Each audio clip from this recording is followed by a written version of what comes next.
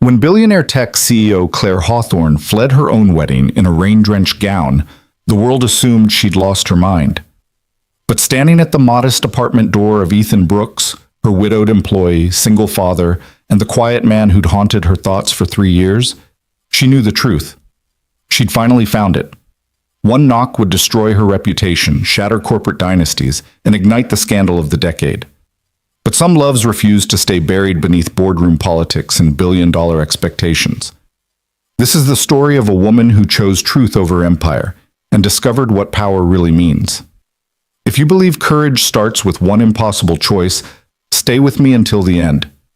Hit that like button and comment your city so I can see how far this story of forbidden love and dangerous honesty travels. The rain came down in sheets that Thursday evening, transforming the Seattle streets into rivers of reflected neon and headlight glare. Claire Hawthorne stood beneath the awning of a modest apartment complex in Fremont, her Vera Wang wedding gown clinging to her body like a second skin, the train dragging through puddles she no longer cared about. Her hand trembled as she raised it to knock on apartment 4B. She'd left 700 guests waiting at the Four Seasons. Abandoned a reception that cost more than most people earned in 5 years. Walked away from Lawrence Ashford III, Harvard legacy, venture capital titan, the man her father had called the perfect merger of families and fortunes. But perfect was a lie she could no longer live. Her knuckles touched the door. One knock, then another. She heard movement inside, the shuffle of footsteps, a child's distant laughter cut short. Then silence. The kind of silence that comes when someone checks a peephole and sees the impossible standing on the other side. Claire? Ethan Brooks' voice came through the door, confused and careful. What are you doing here? Please, her voice cracked. Please let me in. The door opened slowly, revealing a man who looked nothing like the polished executives who populated her world. Ethan stood in worn jeans and a faded University of Washington t-shirt, his dark hair slightly disheveled, his hazel eyes wide with concern and something else, something that had lived unspoken between them for 3 years. Jesus, you're soaking wet. He pulled the door wider. Get inside before you catch... He stopped, really seeing her now. The wedding dress, the smeared mascara, the bouquet of orchids and roses she still clutched like a lifeline. Claire, what happened? She stepped into his small living room, water pooling around her ruined designer heels. The apartment was warm and lived in, nothing like her downtown penthouse with its sterile elegance. Children's drawings covered the refrigerator. A half-completed puzzle spread across the coffee table. The faint scent of spaghetti sauce lingered in the air. I couldn't do it. The words tumbled out. I was standing there in the bridal suite, looking at myself in the mirror, and all I could think was that I was about to promise forever to a man I don't love. A man I've never loved, and I couldn't. Ethan closed the door carefully, his movements deliberate, as if any sudden gesture might shatter the surreal moment. You left your wedding. I left my wedding. Does anyone know where you are? No? Claire set the bouquet on his bookshelf next to a framed photo of Ethan and his daughter Maya at the zoo. I told the driver to let me out 6 blocks away, walked the rest. I don't think anyone followed me. Claire. Ethan ran a hand through his hair, a gesture she'd watched him make 1,000 times during meetings, during presentations, during the late nights when they'd worked together on projects that changed the trajectory of her company. You can't just... Your fiancé, your family, the press. This is going to be a nightmare. I know. She met his eyes. I know exactly what I've done, what it means, what it's going to cost. She took a step closer. But I had to see you before everything explodes, before the world tells me all the reasons this is insane. I had to tell you the truth. What truth? But his voice had dropped to barely a whisper, and she could see he already knew. Had maybe always known, that I'm in love with you. The confession hung in the air between them, 3 years of careful professionalism and deliberate distance shattering with 6 words. That I have been since the first month you started working for me. That every decision I've made, every reason I've given myself to stay with Lawrence, every attempt to do the right thing and maintain boundaries and be the CEO everyone expects, It's all been a lie built on top of one simple truth. You're the only man I've ever wanted. Ethan's face went through a series of emotions too complex to name. Shock, fear, longing, something that looked dangerously close to hope. You don't mean that. You're upset, you're overwhelmed. Don't! Claire's voice sharpened. Don't tell me what I feel. I've spent 3 years watching you be kind to everyone in that office. 3 years noticing how you always remember people's birthdays, how you check on the junior developers when they're struggling, how you light up when you talk about Maya. I've memorized the way you push your glasses up when you're thinking, the way you laugh when something genuinely surprises you, the way you go quiet when you're working through a complex problem. She moved closer, and he didn't step back. I know you take Maya to violin lessons every Tuesday evening. I know you volunteer at the food bank on Saturdays. I know you've been rebuilding your life piece by piece since Sarah died, and that you carry her memory with such grace it breaks my heart every time I see it. Her voice softened. And I know that I felt something from you too. In the careful distance you keep, in the way you look at me sometimes when you think I'm not paying attention, in the absolute professionalism that feels less like protocol and more like protection. Claire, I work for you. Ethan's voice was strained. You're my boss.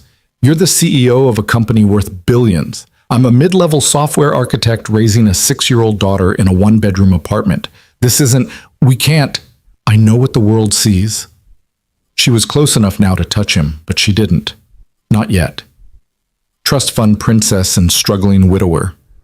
Boss and employee. Woman who has everything and man who's lost too much. But that's not what this is. You know it isn't. Then what is it?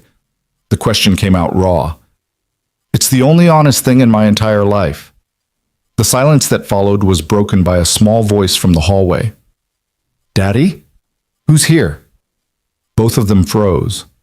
Ethan turned toward the sound, his entire demeanor shifting into protective father mode. Maya, honey, go back to bed. It's someone from work. A little girl appeared in the doorway, clutching a stuffed elephant, her dark curls wild from sleep. She wore pajamas covered in stars and moons. When she saw Claire, her eyes went wide. Wow, you look like a princess. Despite everything, the chaos, the fear, the impossibility of what she'd just done, Claire found herself smiling. Thank you, sweetheart. Why are you all wet? I was walking in the rain. Maya considered this with the serious logic of 6-year-old wisdom. That's not very smart. You could get sick. You're absolutely right. Claire knelt down, heedless of what the movement did to her dress. I should have brought an umbrella. I have an umbrella. It has ladybugs on it. Maya stepped closer, examining Claire with open curiosity. Are you a real princess? No, honey. I'm just someone who wore a fancy dress to see your dad. Oh. Maya seemed to accept this. Is it a special occasion? Ethan cleared his throat. Maya, go back to bed, please. I'll come check on you in a minute. But now, sweetheart.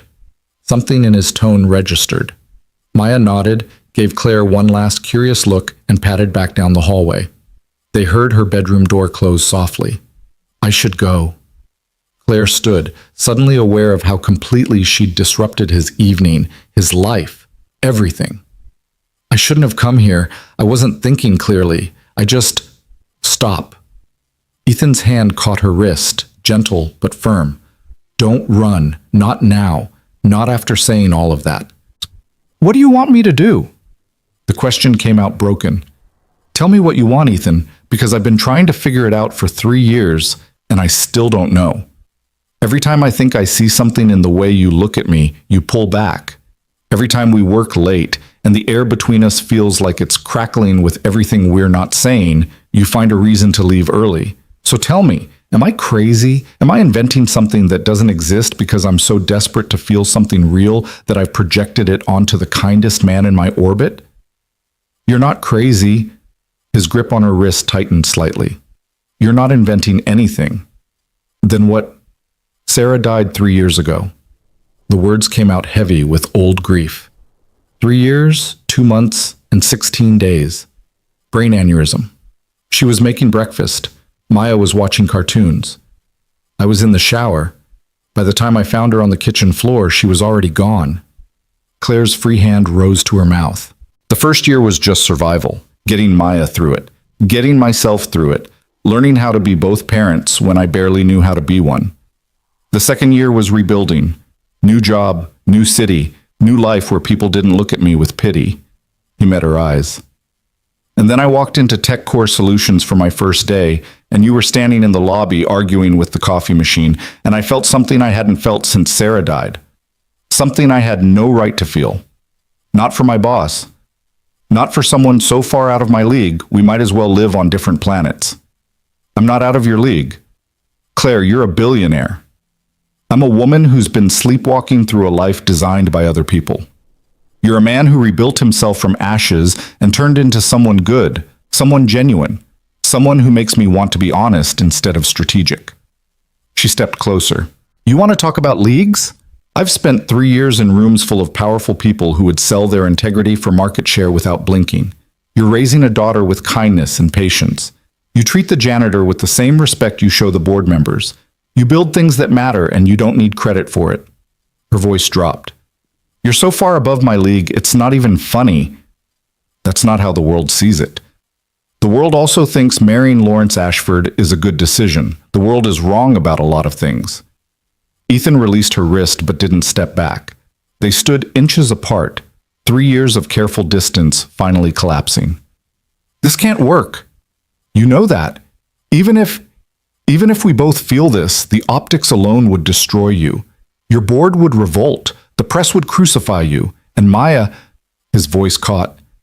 I can't put her through a scandal. She's already lost her mother. I won't let my choices damage her more. I know. Claire's voice was steady now, certain. I know all the reasons this is impossible. I've listed them to myself 1,000 times. That's why I stayed with Lawrence. That's why I said yes when he proposed. Because it was safe, expected, the kind of merger everyone understood. She paused. But standing in that bridal suite today, looking at a future where I'd spend 50 years pretending to be content with a man I don't love, I realized something. I'm 34 years old, and I've never once done something just because it was what I truly wanted. Every choice has been calculated, strategic, designed to build the company, satisfy the board, make my father proud, prove I earned my position instead of inheriting it. You did earn it. Maybe, but I've never tested whether I could keep it if I stopped playing by everyone else's rules. She reached out, let her fingers brush his jaw. He didn't pull away. I don't have a plan, Ethan. I don't have a strategy. All I know is that I stood in front of that mirror today and saw a stranger. And then I thought about you, about the way you look when you're explaining code to Maya, or the quiet concentration on your face when you're solving a problem, or the smile you try to hide when someone tells a bad joke, and suddenly I could breathe again. Claire, I'm not asking you for anything. Her thumb traced his cheekbone. I'm not asking you to fix this or save me or make this make sense. I just needed you to know. Before the world goes insane, before lawyers and PR teams and damage control turns tonight into something it wasn't, I needed you to know that when I walked away from that wedding, I wasn't running from something. I was running toward you. The space between them had become almost non-existent. She could feel the warmth of him, smell the faint scent of fabric softener, and something distinctly him. His hand came up, cupping her face with such gentleness it made her chest ache. I've wanted to kiss you, he whispered, since the day you defended Marcus in that board meeting. When you stood up to those investors and told them that laying off the QA team would be morally bankrupt and strategically idiotic. You were magnificent. And I sat there thinking that I'd never seen anyone use their power to protect people instead of control them, and that I was in so much trouble. Then kiss me. It wasn't a demand, it was permission. If I do this, if we cross this line, there's no going back, you know that. I know. Your life will never be the same. Good.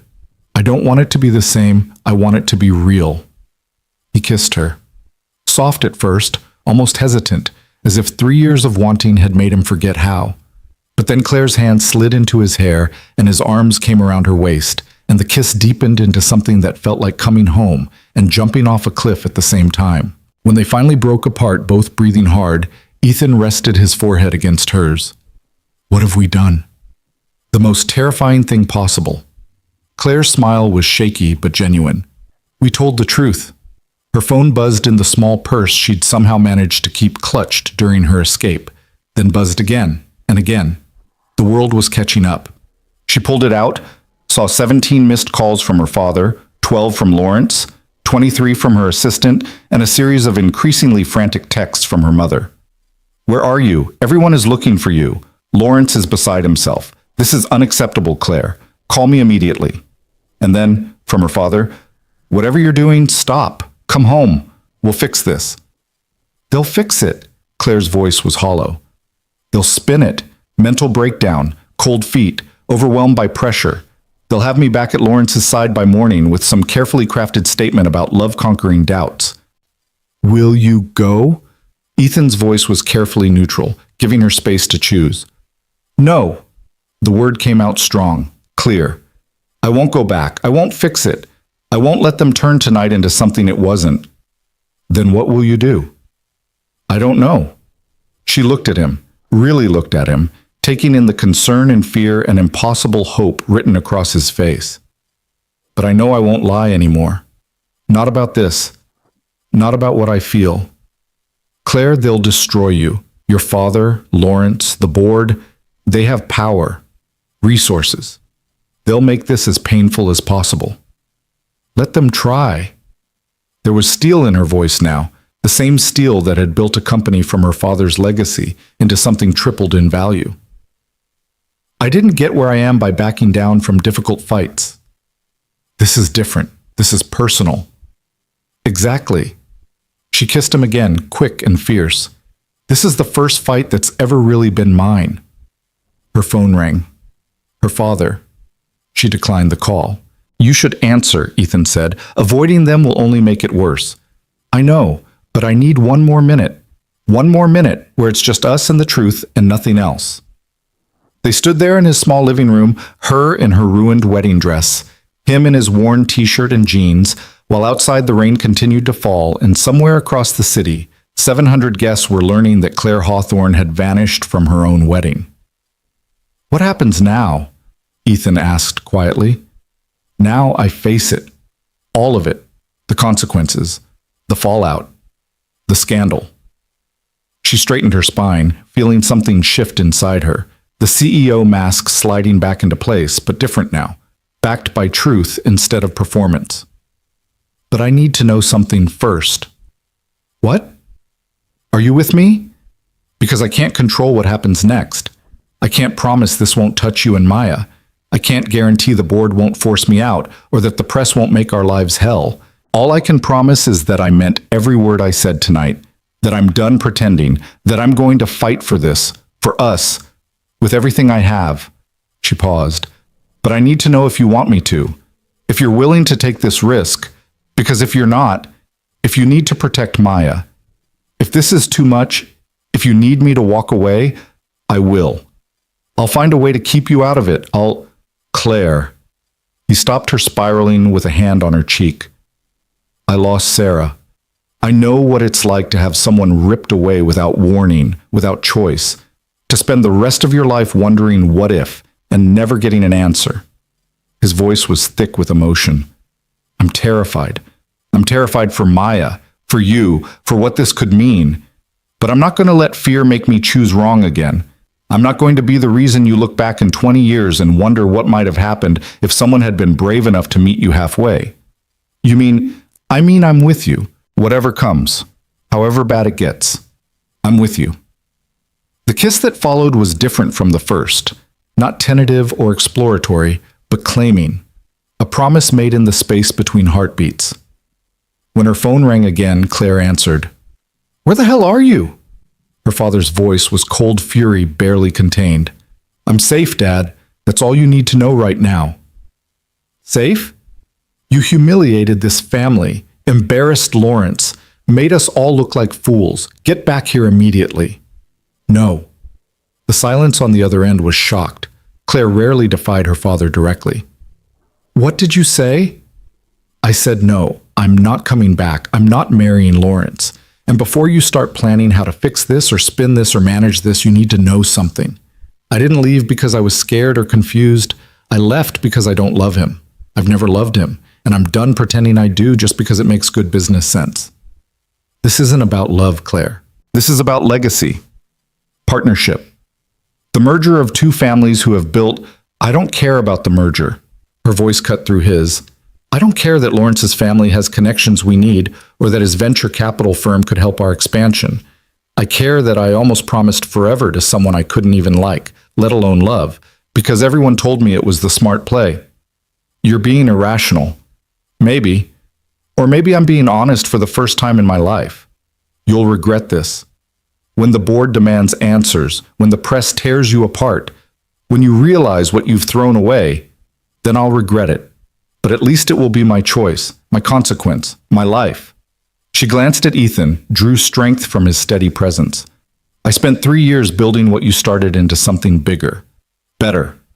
I tripled our market value, landed contracts you said were impossible, proved I earned my position, and the whole time I let you and Mom and the board tell me who to marry, how to present myself, which version of Claire Hawthorne the world needed to see. Her voice softened. I'm done, Dad. I'm done being the perfect daughter, the perfect CEO, the perfect merger candidate. I'm just going to be me.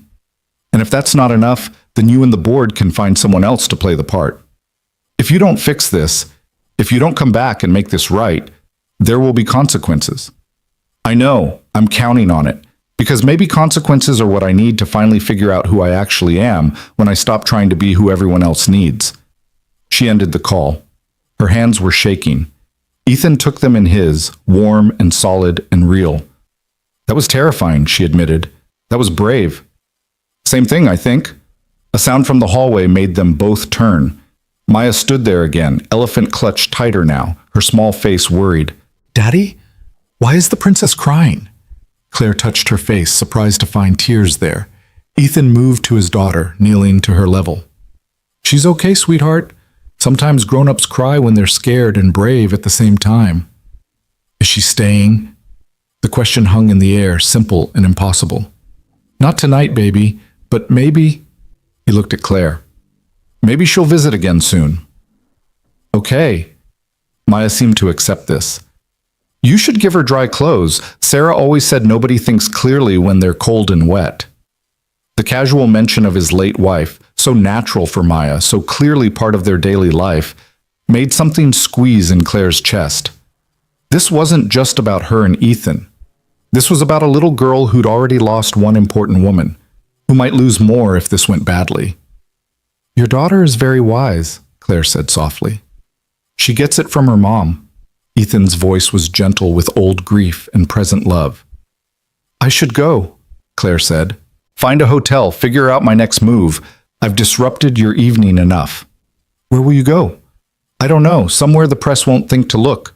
I need time to think before I face the board, the public, all of it. You could stay here. The offer came quiet, almost hesitant. Ethan, the couch pulls out. You're exhausted. It's late. And the last thing you need is some paparazzi catching you checking into a hotel in a wedding dress. He managed a small smile. Besides, Maya's right.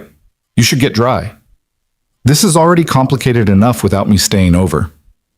It's already as complicated as it gets. What's one more complication? She looked around his small apartment, so different from her penthouse with its floor-to-ceiling windows and designer everything. This place was lived in, loved in, full of mismatched furniture and daughter-made art and the kind of warmth that money couldn't buy. Okay, she said finally. Just for tonight. Then I'll figure out the rest. Ethan found her clothes, a pair of sweats and a t-shirt that had clearly belonged to Sarah, soft from years of washing. Claire changed in the bathroom, carefully hanging the wedding dress over the shower rod where it dripped steadily into the tub. When she emerged, Ethan had made tea and set out the pull-out couch with blankets that smelled like fabric softener and home. Thank you, she said, for this, for listening, for not telling me I'm insane. You might be insane. He handed her a mug. But if you are, at least you're honest about it. They sat on the couch, careful distance between them now, both aware of Maya sleeping down the hall and the enormity of what they'd started. Tomorrow's going to be hell, Claire said. Probably. The board will be furious. Lawrence will want blood. My father might actually disown me. Yeah. And you and I, we work together. Or work together. This breaks every HR policy ever written. Definitely. So why don't I regret it? She looked at him over her tea. Why does this feel like the first right thing I've done in years? Because maybe it is. Ethan set down his mug, turned to face her fully. Claire, I need to be clear about something. I'm not going to be your escape, your rebellion, the proof that you can make choices your father doesn't approve of. If we do this, if we try this, it has to be because you actually want me, not what I represent, not some fantasy of a simpler life. Me, spreadsheets and dad jokes and a 6-year-old who will wake you up at dawn on weekends. This life, this reality. I know what I'm choosing. Do you? Because right now you're running from something. And that's okay. Sometimes running is exactly what we need to do. But eventually you have to run towards something. And I need to know what that something is before I let myself believe this could actually work. Claire set down her own mug, took his hands. I'm running toward the first person who ever made me want to stop performing. The first man who treated me like a person instead of a prize or a problem to solve. The first time I felt like myself, actually myself, not CEO Claire or daughter Claire or any of the other versions, was every time I walked past your desk and you looked up and smiled like seeing me was the good part of your day. She squeezed his fingers. I don't want escape, Ethan. I want truth. I want someone who'll call me on my bullshit. I want Sunday mornings and terrible coffee and someone who actually cares more about what kind of person I am than what I can do for them. Her voice dropped. I want you. However that looks, whatever that costs. It's going to cost everything. Then I'll pay it, because everything I have right now feels like nothing compared to this. They sat in silence for a long moment, the enormity of it settling over them. What do we do now? Ethan finally asked. Now I sleep. Tomorrow I face the board. I tell them the truth. I let them decide if honesty is a quality they want in their CEO or a liability they need to eliminate. She leaned her head on his shoulder, felt him stiffen briefly before relaxing into the contact. And then, whatever happens, I stop living my life according to other people's expectations. I figure out what Claire Hawthorne actually wants when nobody's telling her what she should want. And if what you want is this, us, then I fight for it. With everything I have, every skill I've developed, every hard decision I've learned to make, every ounce of stubborn determination that built a billion-dollar company. She tilted her head to look at him. Fair warning, I'm very good at getting what I want when I actually commit to wanting it. That's what terrifies me. But he was smiling. The idea that you might actually pull this off. You should be terrified. I'm about to upend your entire life. Maybe my life needed upending.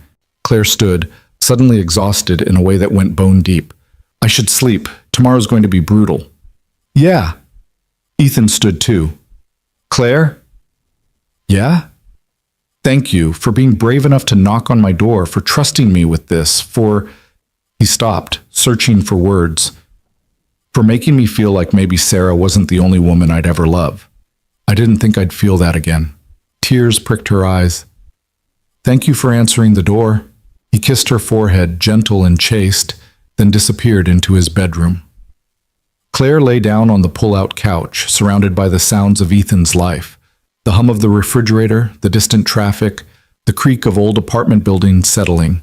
She'd walked away from everything tonight, a wedding, a merger, a future that had been planned since she was old enough to understand what legacy meant. And lying there in borrowed clothes on a pull-out couch in a modest apartment, Claire Hawthorne felt free for the first time in her entire life. Her phone buzzed one more time. A text from Lawrence. We need to talk. Tomorrow. My office. 9 a.m. Don't make this worse than it already is. She turned off the phone and closed her eyes. Tomorrow she'd face the consequences. Tonight she'd chosen truth. And somehow, impossibly, that was enough. Claire woke to sunlight streaming through unfamiliar windows and the sound of a child singing off-key in another room. For a disoriented moment, she couldn't place where she was, then memory crashed back. The wedding, the rain, Ethan's door. She sat up, still wearing Sarah's old clothes, and checked her phone. 47 missed calls, 63 text messages. Her email inbox had exploded overnight with subject lines ranging from urgent, board emergency meeting, to statement required immediately, to a single message from her mother that read only, "How could you?" The singing grew louder. Maya's voice carried down the hallway, accompanied by the clatter of dishes. Claire stood folding the blankets carefully, trying to erase evidence of her intrusion into their morning routine. When she emerged into the kitchen, she found Ethan at the stove making pancakes while Maya sat at the small table coloring aggressively in a princess coloring book. The princess shouldn't marry the prince, Maya announced to no one in particular. She should marry whoever makes her happy, even if it's the baker or the dragon. Ethan caught Claire's eye over his daughter's head, a smile tugging at his mouth. "Good morning. Coffee?" "Please." Claire slid into the chair across from Maya. "I like your philosophy on princesses." Maya looked up, seeming unsurprised to find Claire still there. "My teacher says we can be anything we want, so princesses can too. They don't have to follow rules just because they're in a fancy dress." "Your teacher sounds smart." "She is. She has a tattoo of a butterfly, and sometimes she wears sparkly shoes." Maya returned to her coloring. "Are you still sad?" "A little, but less than yesterday." "Daddy says being sad is okay. It means something mattered." She selected a purple crayon. "Did something matter?" Claire glanced at Ethan, who was very deliberately focused on pancakes. "Yes, something mattered very much." "Then purple is the right color. Purple is for important feelings." The simple wisdom of it made Claire's chest ache. Here was a 6-year-old who'd lost her mother navigating emotions with more grace than most of the executives Claire knew. Ethan set down plates, pancakes shaped like flowers for Maya, regular rounds for Claire. "Eat. You'll need your strength." "For what?" "For whatever comes next." They ate in companionable silence, broken only by Maya's running commentary about her coloring choices and a story about her friend Zoe, who had brought a frog to school in her lunchbox. It was so normal, so domestic, so utterly different from Claire's usual mornings of protein smoothies consumed while reviewing market reports. At 8:15, Ethan walked Maya to the bus stop while Claire cleaned the dishes, an offering, a way to be useful in this space that wasn't hers. When he returned, his expression had shifted into something more serious. "I called in sick to work," he said. "Figured showing up today would be complicated." "Ethan, you didn't have to." "Yes, I did. Because in about..." He checked his watch. 45 minutes, you're supposed to meet Lawrence, and I'm guessing the press has already connected enough dots to make things interesting." As if on cue, Claire's phone rang. Her assistant, Jennifer. "I have to answer this." "I know." She picked up. "Jennifer." "Oh, thank God." Jennifer's voice was frantic. "Where are you? Are you safe? The office is losing its mind. Your father's called 3 times. Lawrence showed up at the building at 7 demanding to know your location. And Claire," she dropped her voice, "there are reporters outside. Someone leaked that you left the wedding and they're camped out waiting for a statement." "How bad is it?" "Viral. #runaway bride is trending. People are posting footage from the venue, guests looking confused, Lawrence's family leaving, your father's face when he realized you were actually gone." Jennifer paused. "Where are you?" Claire looked at Ethan, made a decision. "Somewhere safe. I need you to do something for me. Anything. Clear my schedule for today. Cancel the meeting with Lawrence, tell him I'll speak with him when I'm ready, not before. And schedule an emergency board meeting for tomorrow morning, 10 a.m. "Claire, your father already called one for this afternoon, 4 p.m. He said it's mandatory." Of course he had. Robert Hawthorne didn't wait for his daughter to dictate timing when his legacy was at stake. "Fine. 4 p.m. I'll be there." She steadied her voice. "And Jennifer, thank you for not judging, for just helping. You've always been good to me. Whatever's happening, I trust you have your reasons." Jennifer's voice softened. "For what it's worth, I never liked Lawrence anyway. He talked to the support staff like we were furniture." After she hung up, Claire found Ethan watching her with quiet concern. Board meeting at 4, she said. Which gives me exactly, she checked the time, 7 hours to figure out what I'm going to say. What do you want to say? The truth. That I don't love Lawrence, that I won't marry someone for corporate strategy, that I'm done letting other people's expectations dictate my choices. She met his eyes. But I can't tell them about you. Not yet. It'll look like an affair. Like you're the reason I left, which would destroy your career and make Maya's life hell. So you're going to protect me by lying? I'm going to protect you by being strategic about timing. There's a difference. She moved closer. Ethan, if I walk into that boardroom and announce I'm involved with an employee, they'll use it against both of us. They'll claim you manipulated me, seduced the boss. They'll paint you as opportunistic and me as compromised. Your reputation will be shredded, and Maya will have to watch her father get dragged through the press. And if you don't tell them, then I control the narrative. I make this about me choosing authenticity over convenience, about refusing to live a lie. Once the dust settles, once I've proven I can still run the company without a strategic marriage, then we can go public. On our terms. When we're ready. Ethan was quiet for a long moment. You've thought this through. I've thought about nothing else since 3 a.m. She took his hand. I know it means hiding, lying by omission, all the things I said I was done with. But this lie protects you and Maya, and right now that matters more than my principles about transparency. I don't want to be your dirty secret. You're not. You're the person I'm choosing to protect while I burn down everything else. She squeezed his fingers. Give me time. Let me handle the board, stabilize the situation, prove I'm still competent, even after making the most impulsive decision of my life. Then we'll figure out how to do this publicly without it destroying us both. He studied her face, searching for something. You're sure about this? About facing them alone? I've been facing them alone my whole life. At least now I'll be doing it honestly. That's what worries me. Honesty is dangerous when you're dealing with people who trade in manipulation. Claire's phone buzzed again. This time, a text from Lawrence. You embarrassed me, humiliated my family, made me look like a fool in front of everyone who matters. Whatever game you're playing, it ends now. 9 a.m., my office. Or I make sure the board knows exactly how unstable you've become. She showed the text to Ethan. He's threatening you.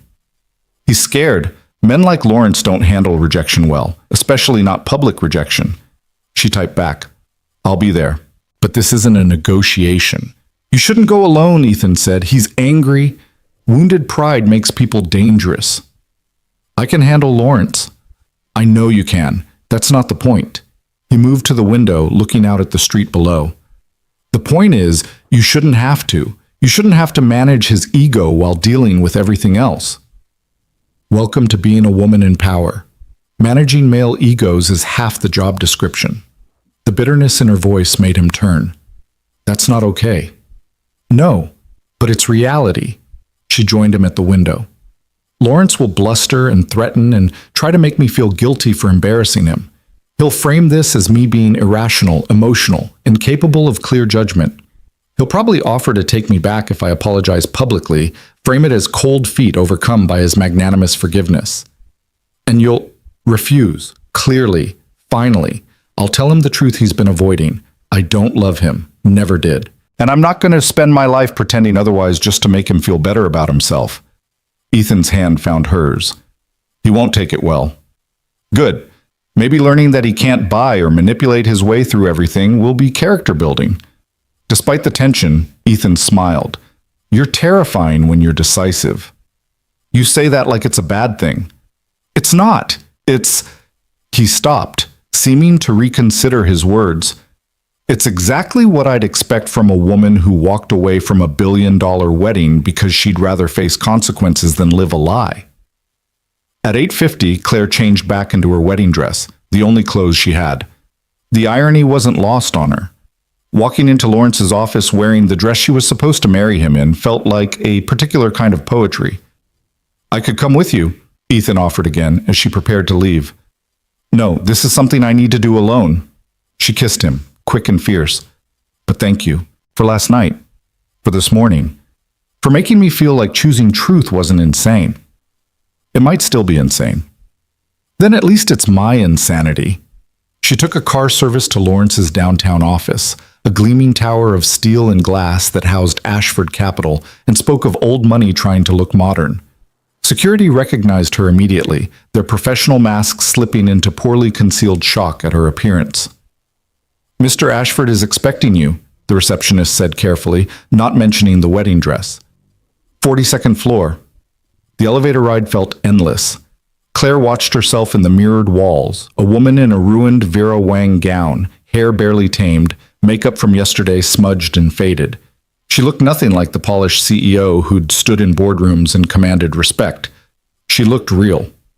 Lawrence's office occupied a corner suite with views of Elliott Bay. He stood at the windows when she entered, his back rigid with barely contained fury. "Close the door," he said without turning. She did. "Do you have any idea what you've done?" He spun to face her, his handsome features twisted with anger. "Any concept of the chaos you've created? I left our wedding. Yes, I'm aware. You left our wedding, you disappeared for 12 hours, you ignored every attempt at contact, and you showed up here wearing—" He gestured at her dress. "That. Like some kind of statement." "It's not a statement. It's the only outfit I had available." "Where were you?" The question came sharp, demanding. "That's none of your business." "None of my—" Lawrence's laugh was harsh. "I'm your fiancé, or was supposed to be. I think I'm entitled to know where you spent the night after abandoning our wedding." "You're not entitled to anything. Not anymore." Claire moved further into the office, maintaining distance. "And you were never my fiancé in any real sense. You were a strategic alliance my father arranged, a merger of families and fortunes that looked good on paper." "That's not fair. We had plans, a future." "You had plans. I had obligations I convinced myself were the same thing." She met his eyes. "But I don't love you, Lawrence. I've never loved you. And I'm not going to marry you just because it makes sense for our family's business interests." His face went through several expressions: shock, anger, wounded pride settling into something colder, more calculating. "Is there someone else?" The question hung between them, loaded and dangerous. "This isn't about someone else. It's about me refusing to live a lie." "That's not an answer. It's the only answer you're getting." Claire kept her voice level.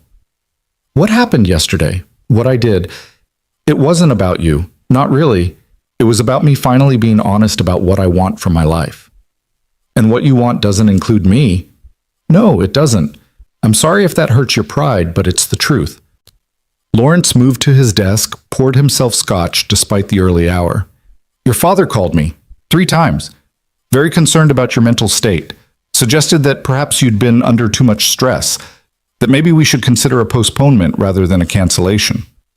"I'm not postponing. I'm done." "He seems to think you might be persuaded otherwise. Given time, given the right incentives." "What kind of incentives?" "A seat on the Ashford Capital board, increased stake in the merger between our companies, more autonomy in how you run TechCore." He sipped his scotch. "Your father's willing to make significant concessions if you'll just reconsider." "I'm not interested in concessions." "Claire, be reasonable. You walked out on the wedding of the year, made both our families look foolish. But we can fix this." Joint statement. Postponement due to stress. You take some time off, we regroup, and in 6 months we do this properly. "No. You're not thinking clearly." "I'm thinking clearly for the first time in years." Lawrence set down his glass with deliberate care. "Then let me be clear. If you don't fix this, if you insist on this ridiculous path, there will be consequences. My family has significant influence with TechCore's board. My firm holds substantial investments in your company. We have the power to make things very difficult for you." "Are you threatening me?" "I'm explaining reality. Your position as CEO is less secure than you think. Your father's getting older. The board's been questioning some of your recent decisions. They'd be very interested to know that their leader is making erratic choices, acting impulsively, perhaps not stable enough to guide a billion-dollar company." The threat was clear, unmistakable. Claire felt something cold and sharp settle in her chest. "So that's your play. Frame me as mentally unstable, manipulate the board into questioning my competence, all because I won't marry you." All because you're throwing away something valuable over, what, a moment of panic? Cold feet? His voice took on a patronizing edge. Everyone gets nervous before a wedding, Claire. That's normal. But running away? Disappearing? That suggests deeper issues. The only issue is that I don't want to marry you. Want is irrelevant. This is business. My life is not business. Everything is business when you're at our level. Lawrence came around the desk, moving closer. You were raised for this, Claire, to understand that personal desires are secondary to legacy, to family, to maintaining the structures that keep power where it belongs. That's the saddest thing I've ever heard. It's reality, and the sooner you accept it, the easier this will be. Claire looked at the man she'd almost married, really looked at him, saw the entitlement written in every line of his expensive suit, the absolute certainty that he deserved her compliance, the inability to conceive of a world where she might choose something other than what he offered. I feel sorry for you, she said quietly. You genuinely can't understand why I'd walk away, why I'd choose uncertainty over a comfortable lie. You're so trapped in this world of transactions and leverage that you've forgotten people are supposed to actually feel things. Feelings are a luxury for people who can afford them. No.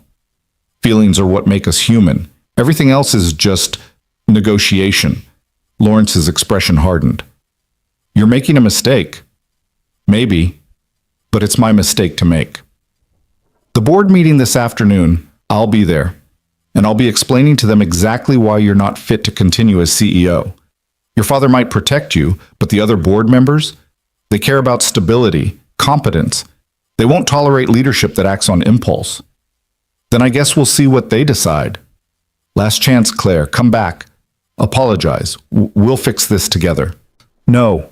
She turned toward the door. There's someone else, Lawrence said behind her. I can see it in how you're standing, how you're talking. You didn't just run from the wedding, you ran to someone. Claire's hand stilled on the doorknob. Who is he? Some nobody who made you feel special? Made you think you could have some fantasy life away from responsibility? His voice dripped contempt. Let me guess, younger, poor, someone completely inappropriate who makes you feel like you're rebelling against Daddy? She turned back slowly. You don't know anything about me, about what I want, what I need. I know you're about to destroy everything you've built for someone who'll never understand your world, never fit into it, who'll drag you down instead of elevating you. Or maybe he'll remind me what it feels like to be seen as a person instead of an asset. The confirmation that there was someone made Lawrence's face contort with rage. Who is it? Do I know him? Is he someone from the company? Goodbye, Lawrence. I'll find out. And when I do, I'll destroy him. Whatever pathetic life he has, I'll take it apart piece by piece until he wishes he'd never looked at you. Claire felt ice run through her veins. Stay away from him. So it is someone specific, interesting. Lawrence smiled without warmth. Maybe I'll start with your employee roster. Cross-reference anyone you've spent unusual amounts of time with. Check for any irregularities in your schedule. I have resources, Claire.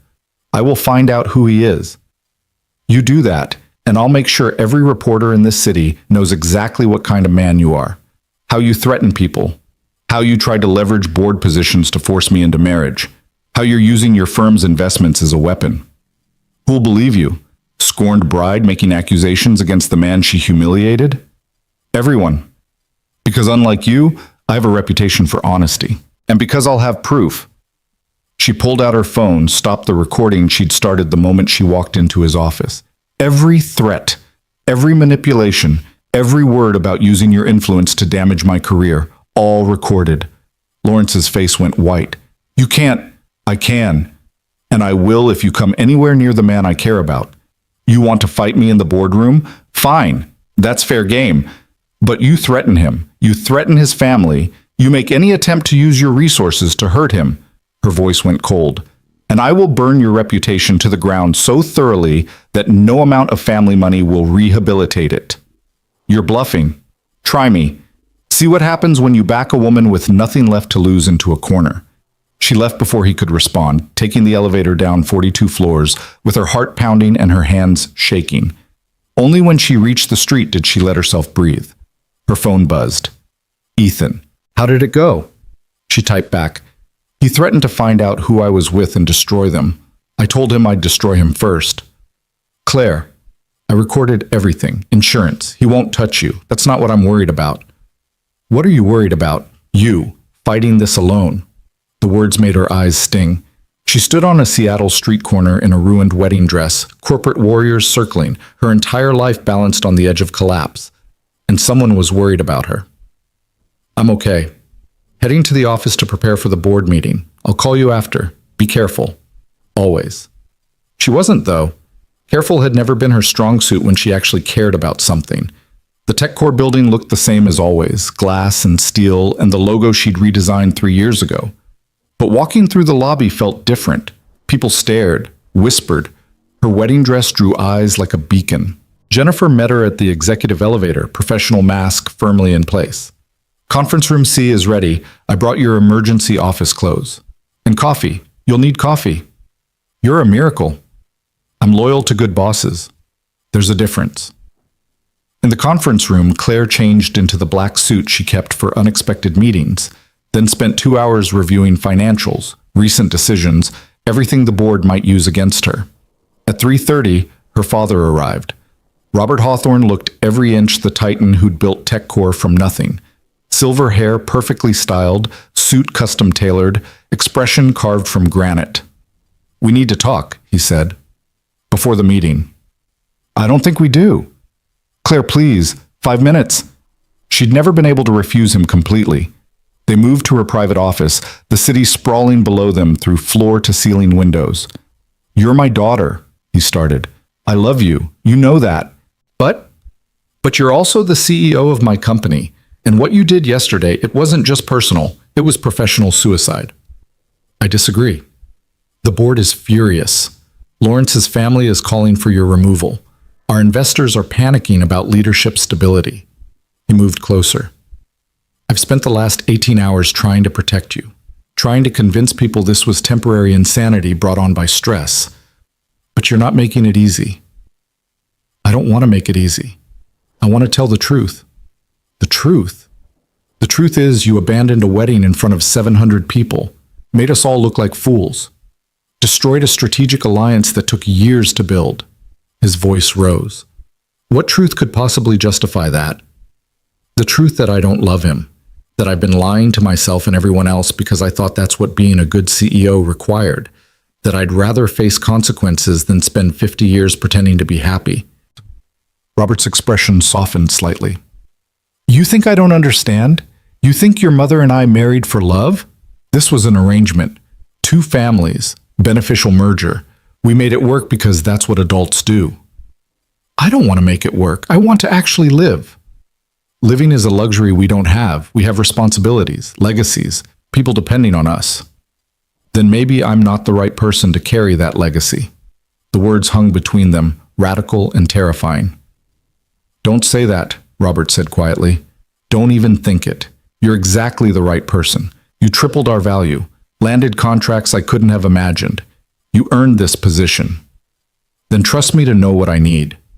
I do trust you, with business. But this, he gestured vaguely, this is different. This is emotion overriding judgment, and I can't let you destroy yourself because you're having a moment of crisis. It's not a moment, it's a reckoning. Her father studied her for a long moment. There's someone else, isn't there? Claire's silence was answer enough. Who? It doesn't matter. It matters if he's the reason my daughter threw away her future.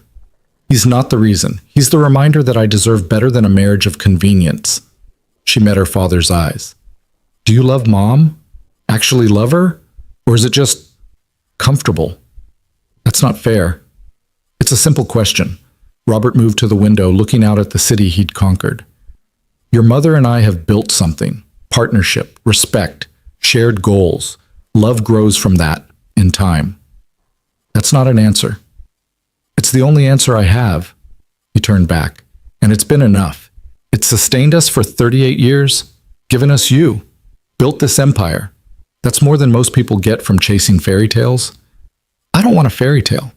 I want to actually feel something. Feeling passes, legacy endures. Then let my legacy be honesty instead of empire. The board meeting started at 4 sharp. 12 faces around a mahogany table, each representing billions in investments and decades of influence. Claire took her seat at the head, spine straight, expression calm. Her father sat to her right. Lawrence's father, Richard Ashford, sat directly across, a clear power play. "Let's begin," Robert said. "We're here to discuss yesterday's events and their impact on company leadership." Richard Ashford didn't wait for pleasantries. "My family and yours had an agreement, a merger that would have benefited both companies substantially. Your daughter destroyed that agreement in the most public, humiliating way possible." "I ended a personal engagement," Claire said evenly, "not a business contract. Personal and professional are inseparable at our level. You know that." Richard's voice was sharp. "Your erratic behavior raises serious questions about your judgment, your stability, your fitness to lead." "Erratic behavior? I made a choice not to marry someone I don't love. That's called integrity, not instability." "You made a spectacle, embarrassed both families, created a PR nightmare." Richard leaned forward. "And now we hear there may be someone else involved. Someone inappropriate." Claire felt the room's attention sharpen. "My personal life is not board business." "It is when it affects company reputation," another board member, Patricia Chen, interjected. "If there's been inappropriate conduct with an employee, that absolutely affects your position." "There has been no inappropriate conduct." "Then who is he?" Richard pressed. "This mystery man worth destroying a strategic alliance for." "That's not relevant to this meeting." "Everything about your judgment is relevant." Richard pulled out his phone, tapped the screen. "My investigators are already looking into your recent activities. Cross-referencing schedules, checking security logs, interviewing sources. We'll know soon enough." Claire felt ice in her veins. She'd protected Ethan for now, but how long before someone connected dots? Before security footage showed her leaving in her wedding dress, arriving at an apartment building in Fremont? "This is a board meeting, not an interrogation," her father interjected. "We're here to discuss leadership, not pry into Claire's private affairs." "Her private affairs became public the moment she fled her own wedding," Patricia said. "Robert, I understand she's your daughter, but we have a responsibility to shareholders, to company stability. If she's compromised..." "I'm not compromised. I made a difficult personal choice that has nothing to do with my ability to run this company." "Doesn't it?" Richard smiled coldly. "Because from where I'm sitting, you've demonstrated incredibly poor judgment, impulsive decision-making, inability to honor commitments, all qualities we can't afford in leadership." The meeting devolved from there. Accusations and defenses, thinly veiled threats, and careful maneuvering. Claire defended herself with every skill she'd developed, but she could feel the room turning. Not all of them, but enough. Her father fought for her. Jennifer Chen, who'd always respected Claire's work, argued for separating personal choices from professional competence. But the Ashford faction was strong, and they wanted blood. At 6, they called for a vote of confidence. All those who believe Claire Hawthorne should remain CEO, pending no further evidence of impropriety or instability, indicate now. 7 hands row, including her father's. Those opposed? 5 hands, including every board member connected to Ashford Capital. Motion carries. Ms. Hawthorne retains her position. Robert's voice was firm. Meeting adjourned. But Claire knew what the numbers meant. 7-5. The barest majority. One shift in allegiance, and she'd be out. Richard Ashford paused at the door. "This isn't over. My son may have been willing to forgive your betrayal. I'm not. We will find out who you're protecting, and when we do, we'll make sure everyone knows exactly what kind of leader you really are." After they'd all left, Claire sat alone in the conference room, exhaustion crashing over her in waves. Her phone buzzed. "Ethan, are you okay?" She typed back with shaking hands. "I survived, barely. They're investigating, looking for you. Let them look. I'm not hiding. You don't understand what they'll do." "I understand perfectly. But I'm not going to let you fight this alone." "Ethan, I'll be there in 20 minutes. Don't argue." She wanted to argue, wanted to protect him, keep him separate from the carnage. But God, she was tired of being alone, and the thought of seeing him, of having someone on her side who cared more about her than corporate strategy, was too tempting to refuse. "Okay, 20 minutes later, Ethan Brooks walked into her executive office like he belonged there. No hesitation, no fear. Just steady presence and determined eyes. "You came," Claire said unnecessarily. "Of course I came." He crossed to her, pulled her into his arms. "You face them alone. The least I can do is be here when you're falling apart." "I'm not falling apart." "You're shaking." She was. Now that she'd stopped performing, stopped defending, stopped fighting, her body was catching up to the trauma of the last 24 hours. "They're looking for you," she whispered against his chest. "Richard Ashford has investigators. They'll find security footage. They'll put together that I went to your apartment. They'll destroy you." "Let them try." "You don't mean that." "I absolutely mean that." He pulled back enough to meet her eyes. "Claire, I told you last night, I'm with you. That doesn't mean I'm only with you when it's convenient or safe. That means I'm with you when it's terrifying and impossible and likely to end badly. This could cost you everything." "You already did cost me everything, the moment I fell in love with you." His hand cupped her face. "There's no going back from this. No safe version where we protect ourselves and still get to be together, so we might as well be brave about it." "You're sure?" "I've never been more sure of anything." Claire's phone buzzed. A news alert. Breaking. Sources say runaway bride Claire Hawthorne may have been involved with TechCore employee. Investigation ongoing. It had started, the unraveling they'd both feared. "It's happening," she said. "Faster than I thought." Ethan read over her shoulder. "Then we get ahead of it. Tell the truth on our terms before they twist it into something ugly. If we go public now, they'll crucify you. Frame you as manipulative. Say you seduced your boss. And if we hide, they'll say the same thing, but we'll look guilty." He took her hands. "Claire, there's no good option here, but there's an honest one. We tell the truth.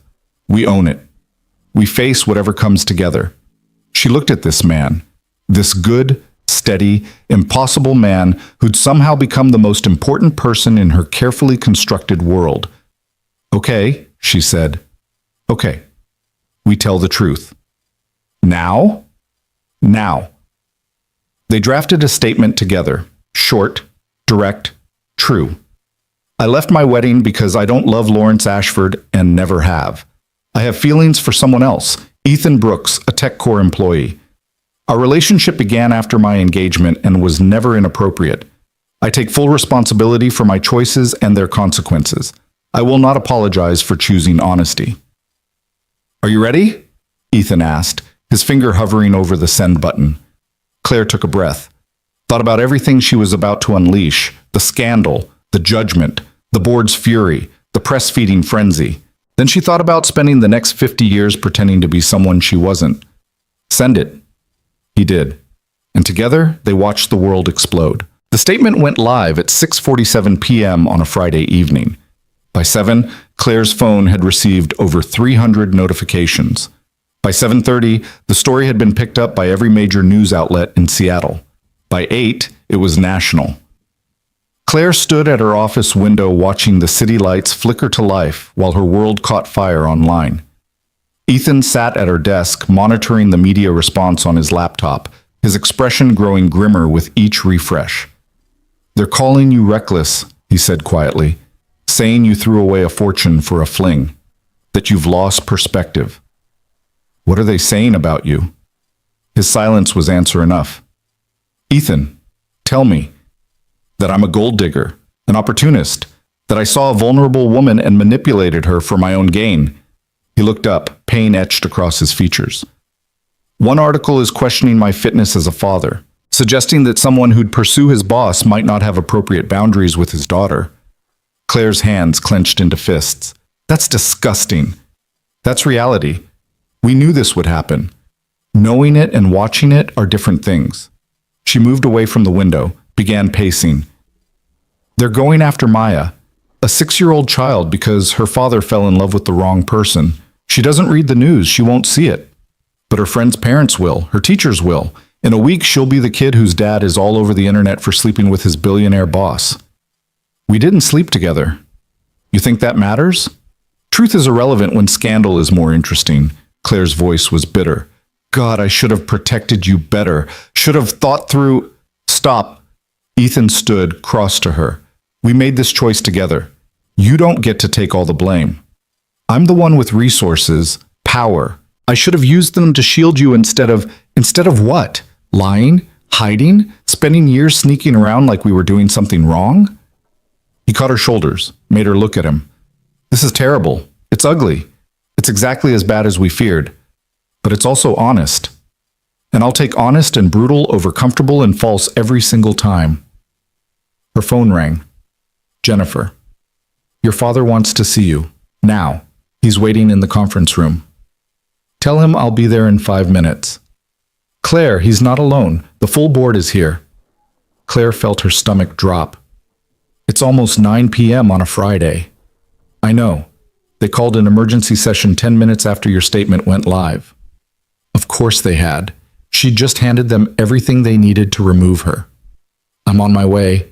She hung up, met Ethan's worried gaze. Emergency board meeting. They're going to use the statement to force me out. Then I'm coming with you. Ethan, no. That'll only make things worse. Worse than what? Worse than every news outlet in the country calling me a manipulative parasite? Worse than my daughter's name being dragged through this? His jaw set with determination. If they're going to crucify you for being with me, the least I can do is stand there and take some of the hits. They'll eviscerate you. They're already doing that. Might as well earn it. Against her better judgment, Claire let him come. They rode the elevator down to the conference level in tense silence, her hand finding his, both of them drawing strength from the contact. The boardroom was full when they arrived. All 12 members present, their faces ranging from sympathetic to furious. Her father sat at the head of the table, his expression unreadable. Richard Ashford sat opposite, looking like a man who just won a long-fought battle. Every pair of eyes tracked to Ethan as he entered behind Claire. Mr. Brooks, Richard said, his voice dripping false courtesy. How kind of you to join us, though I don't recall extending an invitation. I'm here because this meeting is about me as much as it's about Claire, Ethan replied calmly. Seems only fair I get to hear what you plan to do to us.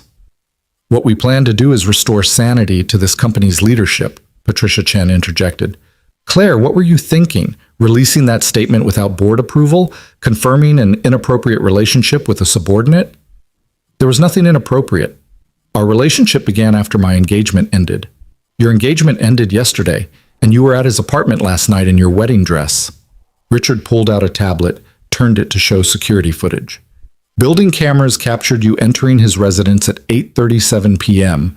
You didn't leave until this morning, so forgive us for questioning the timeline. Claire felt Ethan tense beside her. I went to Ethan's apartment because I needed someone I trusted, someone who wouldn't judge me or try to manipulate me back into a marriage I didn't want. Yes, I stayed the night on his couch because I had nowhere else to go where I wouldn't be found and forced into conversations I wasn't ready to have. And we're supposed to believe nothing happened? Richard's skepticism was palpable. Believe what you want. I'm telling you the truth. The truth is you've compromised yourself and this company. Patricia's voice was sharp. You've created a hostile work environment by pursuing a subordinate. You've demonstrated catastrophically poor judgment, and you've made TechCore the subject of a media circus that's already affecting our stock price. Robert Hawthorne finally spoke. The stock dropped 4% in the last 2 hours. Our investors are panicking. Our partners are reconsidering contracts. This isn't just personal scandal, Claire. This is affecting the entire company. I understand that. Do you? Because from where I'm sitting, you seem to think your personal choices exist in a vacuum, that you can do whatever you want without consequences for the thousands of people who depend on this company. The words hit harder coming from her father. The disappointment in his voice was worse than Richard's anger. I never said there wouldn't be consequences, Claire said quietly. I said I was willing to face them. Are you willing to face them for him? Richard gestured at Ethan.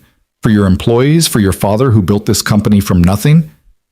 Yes, because the alternative is lying, and I'm done with that. Then you're done as CEO. Richard stood. I'm calling for an immediate vote. All those in favor of removing Claire Hawthorne from her position as Chief Executive Officer, effective immediately, indicate now. You can't do that, Robert protested.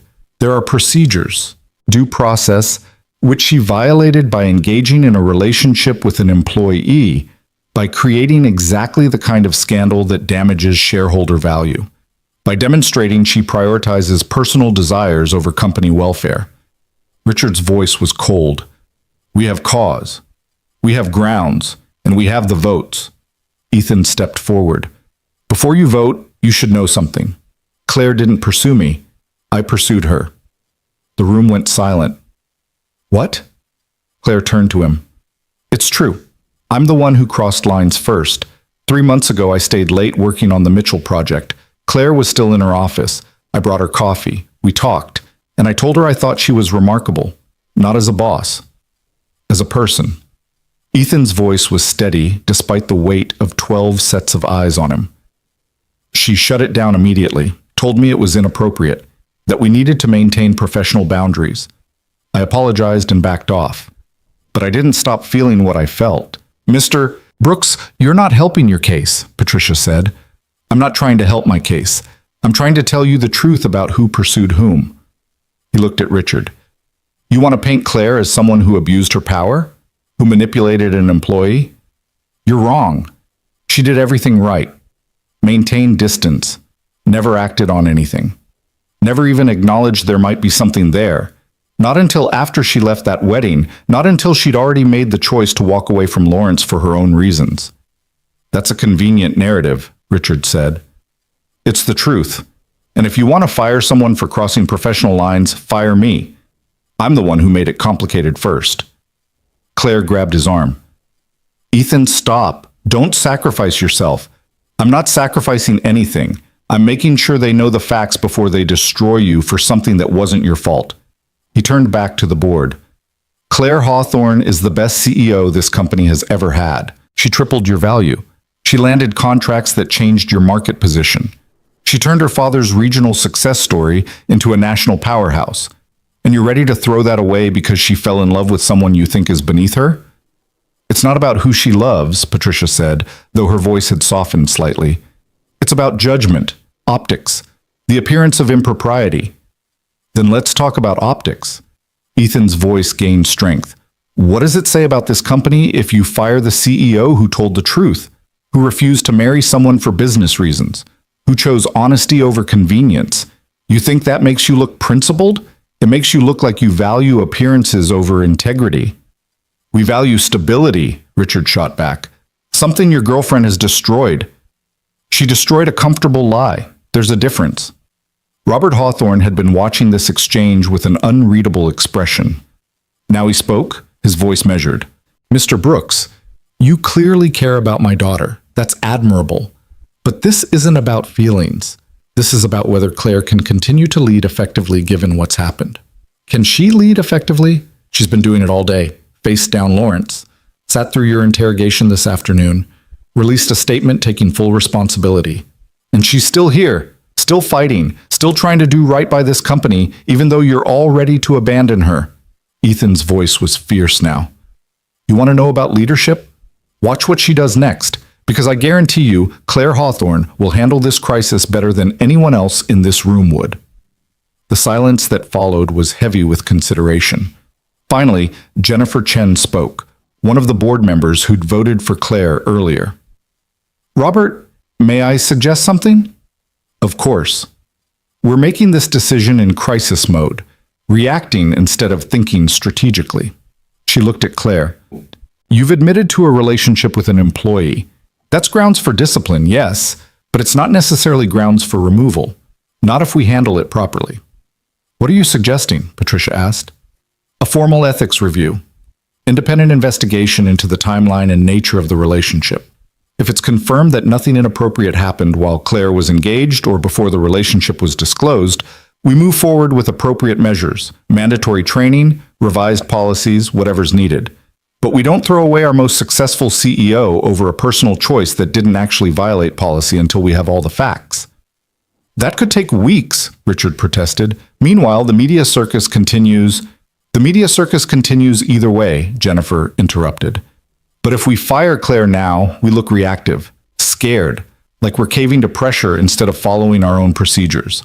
If we conduct a proper review, we look responsible, measured, Like a company that takes ethics seriously enough to investigate thoroughly. Robert was nodding slowly. Jennifer has a point. We rushed into this afternoon's vote. We shouldn't make the same mistake tonight. You're letting your personal feelings cloud your judgment, Richard said sharply. She's your daughter. Which is exactly why I should recuse myself from this vote. And I do.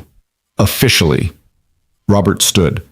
But I'm also the founder of this company, and I'm telling you that hasty decisions made in anger rarely serve anyone well. Take the weekend, let emotions cool, review the facts, then make a decision you can all stand behind.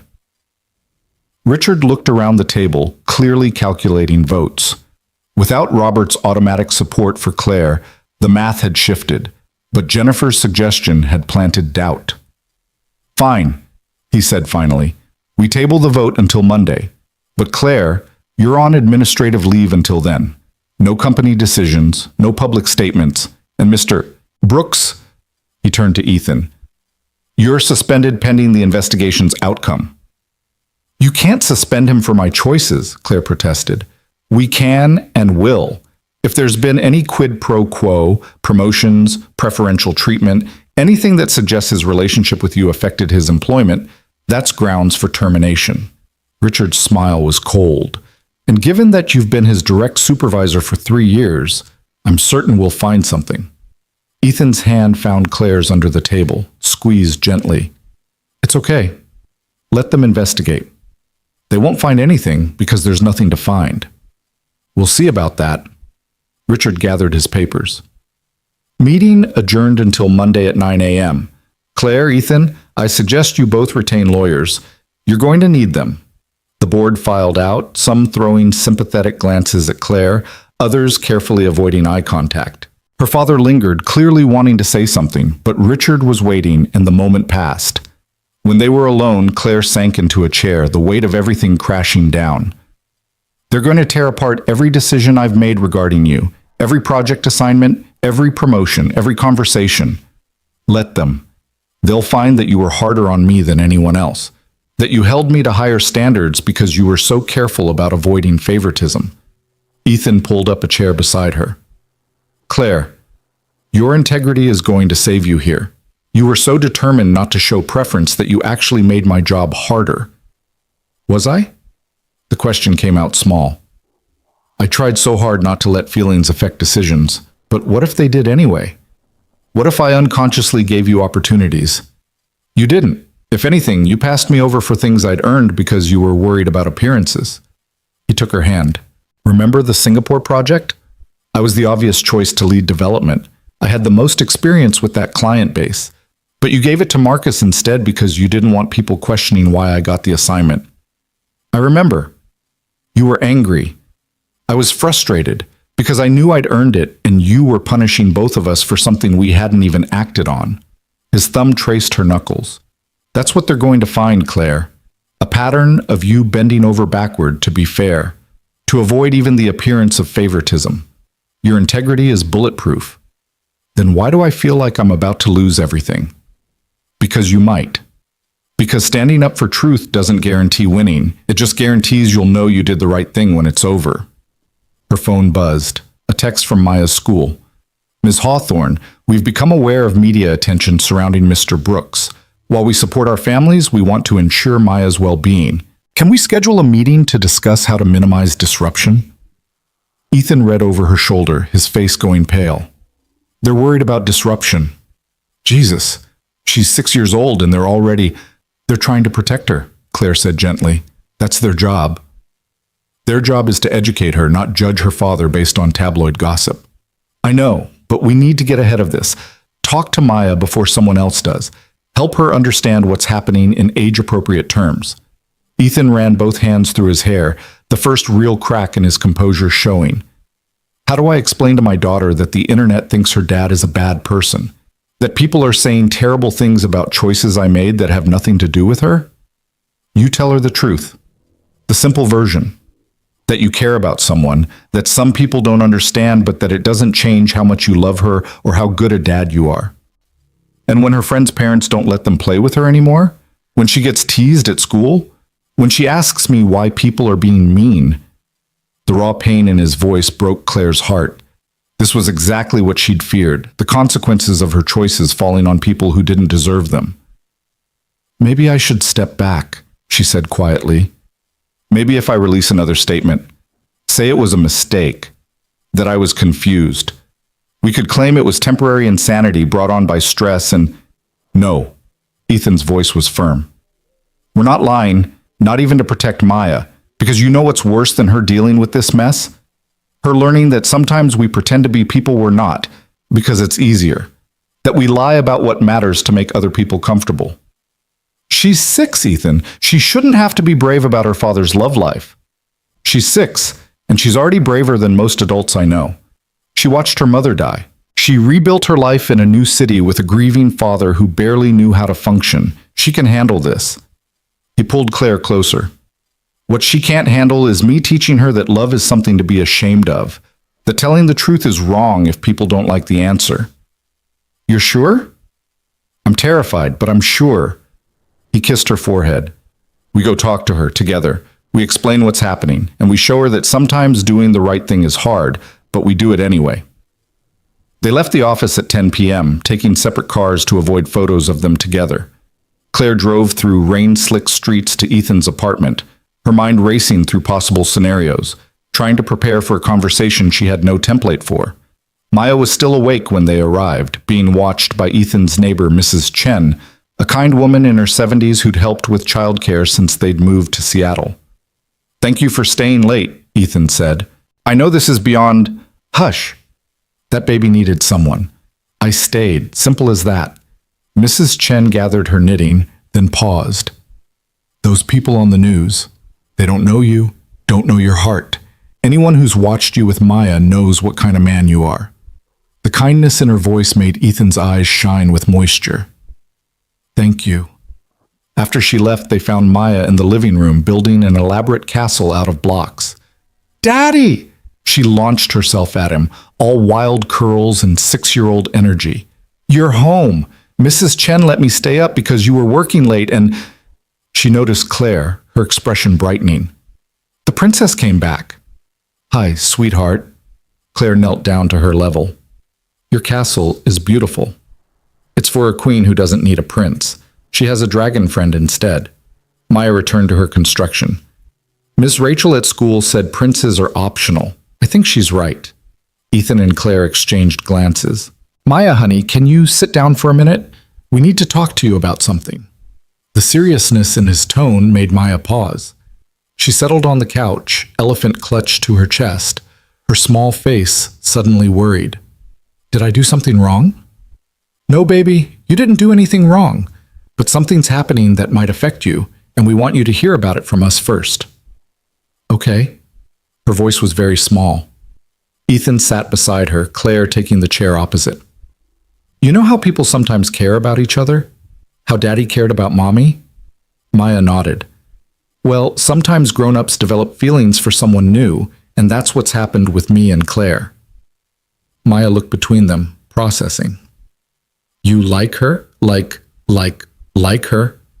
Despite everything, Claire had to suppress a smile at the elementary school phrasing.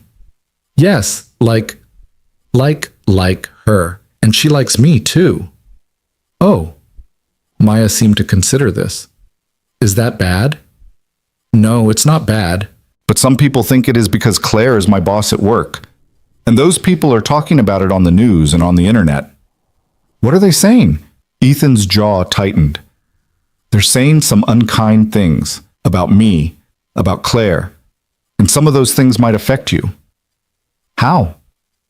People might talk to you about it, ask you questions. Maybe some kids at school might say things because their parents have been watching the news. He pulled her closer. And I need you to know that none of what's being said changes anything about us, about our family, about how much I love you. Maya was quiet for a long moment, her child's mind working through adult complications. Finally, she looked at Claire. Do you make my daddy happy? The question was so direct, so achingly simple, that Claire felt tears prick her eyes. I hope so. He makes me very happy. Good. Because he's been sad since Mommy died. Not all the time. But sometimes I see it, like he's happy on the outside but still sad underneath. Maya turned to her father. Are you still sad underneath? Ethan's voice was thick with emotion. A little. I'll always miss Mommy, but Claire makes the sad part smaller, makes me remember what it feels like to be happy all the way through. Then I don't care what people say. Maya's voice was matter of fact. If someone makes you happy, that's good. Miss Rachel says we should be kind and happy is important, so if people are being mean about it, they're wrong. It's not quite that simple, sweetheart. Why not? Maya looked genuinely confused. If you're not hurting anyone and you're happy, why does it matter what other people think? Out of the mouths of babes, Claire thought, a 6-year-old had just articulated what she'd been struggling to explain to a boardroom full of adults. You're absolutely right, Claire said softly. It shouldn't matter. But sometimes grown-ups make things complicated. Grown-ups make everything complicated. Maya sighed with the weight of ancient wisdom. Zoe's parents got divorced and everyone asked me if I was worried you'd find a new wife and forget about Mommy. But I said you wouldn't because you're not dumb. You can love Mommy and still like someone new. Hearts don't run out of room. Ethan pulled his daughter into his lap, holding her tight. When did you get so smart? I've always been smart. You just forget sometimes because I'm small. She snuggled against him, then reached out a hand to Claire. Can you come sit with us? Claire moved to the couch, and Maya immediately arranged them so she was between them, one small hand holding each of theirs. There. Now we're together. And if people say mean things, we're together, so it's okay. They sat like that for a long time, an improbable, impossible little unit against the world. Eventually, Maya yawned, the late hour catching up with her. Ethan carried her to bed, and Claire heard him reading her a story through the thin walls, his voice gentle and steady. When he emerged 20 minutes later, he looked exhausted. She took it better than I expected, he said. She's remarkable. You've raised someone extraordinary. I've raised someone who's had to deal with too much loss already, and now I'm adding scandal to the list. You're also showing her what it looks like to be honest, to stand up for what matters. That's worth something. Ethan sank onto the couch beside her. Monday's going to be brutal. The investigation, the board. Richard Ashford is going to find every email we've ever exchanged and twist it into evidence of impropriety. Let him look. We've been professional, careful. There's nothing to find. Except 3 years of me being half in love with you and trying to hide it. That's not a crime. That's just human. Her phone buzzed again. Another news alert. She glanced at it, felt her stomach drop. Breaking. Anonymous source claims Claire Hawthorne promised employee promotions in exchange for relationship. No. The word came out sharp. That's a lie. That never... I know it's a lie. You know it's a lie. But they don't need truth. They just need a story that sells. Ethan took the phone from her, set it aside. This is how they're going to play it. Anonymous sources. Unverifiable claims. Death by 1,000 cuts until your reputation is so damaged the board has no choice but to remove you. Richard's behind this, has to be. He's feeding stories to the press. Can you prove it? No, which is exactly why he's doing it this way. Claire stood, began pacing again. God, I should have seen this coming. Should have known he wouldn't just fight fair in the boardroom. He'll use every weapon he has. Then we need weapons too. Like what? I've already told the truth. I don't have dirty secrets to leak or anonymous sources to deploy. My only ammunition is honesty, and that's not enough against someone willing to lie. Then we make it enough. Ethan's voice was determined. We document everything, every decision you made regarding me, every project, every review. We build a timeline that proves beyond doubt that you never showed favoritism, that if anything, you were harder on me than anyone else. That'll take days. The vote is Monday. Then we work all weekend. I'll pull my personnel file. You access your decision logs. We'll build a case so airtight they can't ignore it. Claire looked at him, this man who'd already lost so much, who was now offering to spend his weekend building a defense for her job. Why are you doing this? The question came out broken. Why are you fighting so hard for me when walking away would make your life infinitely easier? Because 3 years ago I was drowning. Grief, single parenthood, trying to rebuild in a city where I knew no one. And the first person who made me feel like maybe I could survive was you." He stood, crossed to her. "You didn't know it. Didn't know that every time you asked how I was doing, every time you noticed when I was struggling, every small kindness, it mattered. It pulled me back from the edge bit by bit. Ethan, I'm not walking away from the person who saved me just because staying is hard. I'm not that man, and you're not the woman who gives up when things get complicated." He cupped her face. "So we fight. Together. Whatever it takes." The kiss was different this time. Not desperate or claiming, but steady. A promise of partnership in the face of impossible odds. When they broke apart, Claire felt something shift inside her. A settling of resolve. A clarification of purpose. "Okay," she said. "We fight, but we do it my way." "What's your way?" "Full transparency. Complete honesty. We don't just prove there was no impropriety. We show them exactly what did happen. How we fell in love despite every reason not to. How we tried to deny it. How we maintained boundaries until I'd already walked away from Lawrence. We give them the whole story, the real story, and we trust that truth is more compelling than whatever lies Richard's spinning. That's risky. Opening ourselves up like that. Everything about this is risky. Might as well risk it, honestly." They worked through the night, building a comprehensive timeline. Claire's decision logs showed a pattern of her actually passing Ethan over for opportunities. The Singapore project, the lead architect role on the Martinez account, the chance to present at the tech conference. Every instance where he'd been qualified, but she'd chosen someone else. His performance reviews showed high marks, but nothing that stood out as preferential. If anything, her feedback was more critical of his work than any other employees. Their email history was scrupulously professional. No flirtation. No personal conversations, just project updates and technical discussions. "This is good," Ethan said as dawn began to break. "This shows you were actually more careful with me than with other employees. Because I was terrified someone would notice how I felt. So I overcompensated." Claire rubbed her eyes, exhaustion making everything feel surreal. "God, 3 years of loving you and being too scared to admit it. What a waste." "Not a waste. Necessary. We weren't ready. I wasn't ready. Maya needed stability, and I needed to actually process Sarah's death before I could be present for someone new." He took her hand across the scattered documents. "And you needed to figure out who you were outside of everyone else's expectations. We got here when we were supposed to." "You really believe that?" "I have to. Otherwise, all this pain is for nothing." Her phone rang. Her father. She answered on speaker. "Claire, I need you to listen very carefully."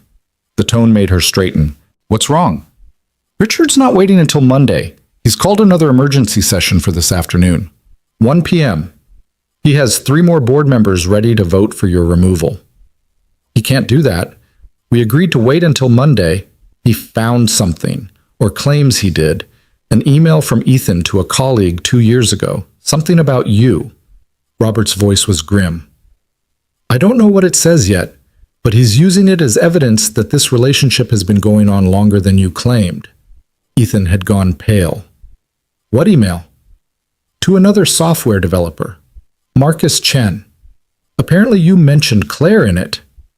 Claire watched Ethan's face cycle through confusion to sudden realization. "Oh God, the after-work drinks, I remember. Marcus was asking if I was ever going to date again. I said something stupid like..." He stopped, looking horrified. "Like what?" Claire pressed. "Like the only woman I'd been even remotely interested in was completely off limits." "And when he pushed, I said..." Ethan closed his eyes. "I said, even if Claire Hawthorne wasn't my boss, she's so far out of my league, we're not even playing the same sport. But watching her work is like watching an artist. Makes me remember what it feels like to admire someone." Silence fell. "That's it?" Robert asked. "That's what Richard's using?"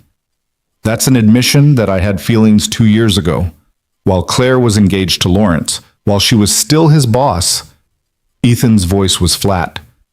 "Richard will frame it as proof we've been carrying on an affair for years, that Claire left Lawrence for me, that everything we've said about the timeline is a lie." "It's not an affair if we never acted on it," Claire protested. "Try explaining that distinction to a hostile board already looking for reasons to remove you." Her father's sigh was heavy. Claire, this is bad. This gives them exactly what they need to claim your judgment has been compromised for years, that you've been lying about when the relationship started, that you prioritize personal feelings over company welfare long before yesterday. Claire felt the walls closing in. Every defense they'd built, every piece of evidence they'd gathered, all of it undermined by one casual comment in an email sent 2 years ago. What do I do? The question came out smaller than she'd intended. You come to the meeting, you tell the truth, again, and you hope that enough people believe you. Robert paused. And Claire, you should prepare for the possibility that this time truth won't be enough. The call ended. Ethan and Claire sat in the wreckage of their carefully built defense, dawn light streaming through the windows, the sounds of the city waking up around them. I'm so sorry, Ethan whispered. If I'd just kept my mouth shut, if I hadn't... Don't apologize for being honest with a friend, for acknowledging feelings you never acted on. Claire took his hands. This isn't your fault. It's Richard's fault for weaponizing normal human emotion. Normal human emotion that's about to cost you everything. Maybe. Or maybe it's about to show the board who they really are, whether they're people who can tell the difference between feelings and actions, between attraction and impropriety.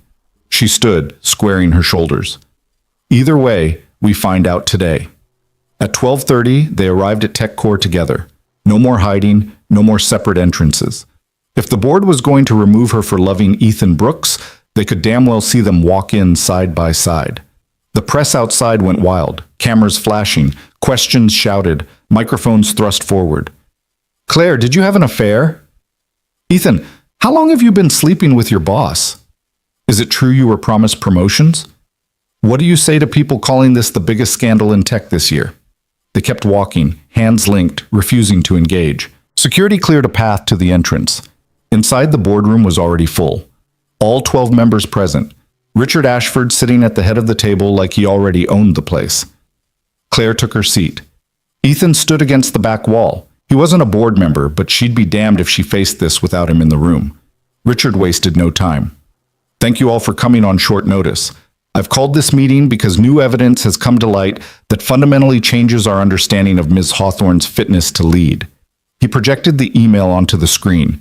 Ethan's words to Marcus from 2 years ago, displayed for everyone to read.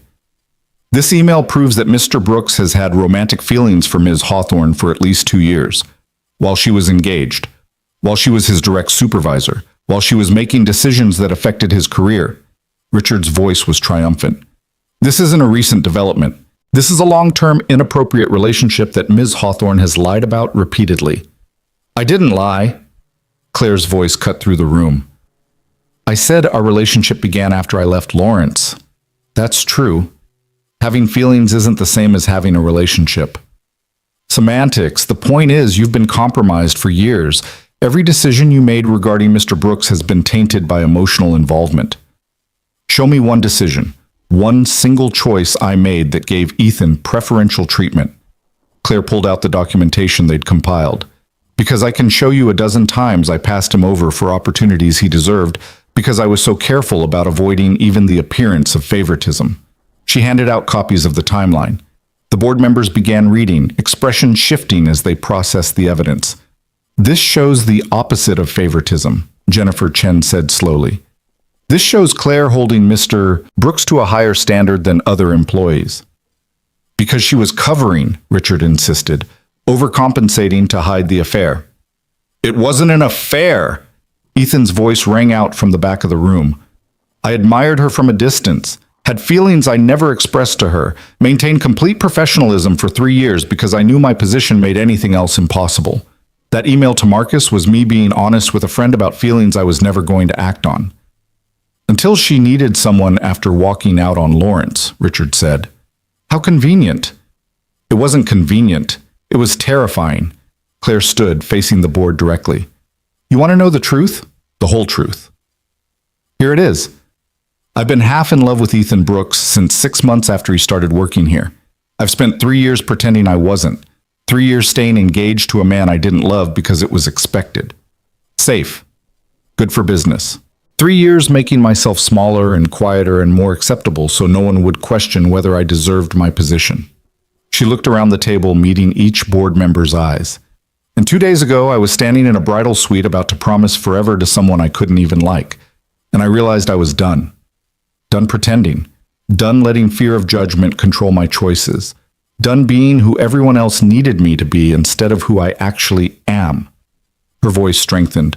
So yes, I walked away from my wedding. I went to Ethan's apartment. I told him the truth. And the next day, I told all of you the truth. Because I'd rather lose this position honestly than keep it through deception. Very moving, Richard said. But it doesn't change the facts. You've demonstrated catastrophically poor judgment.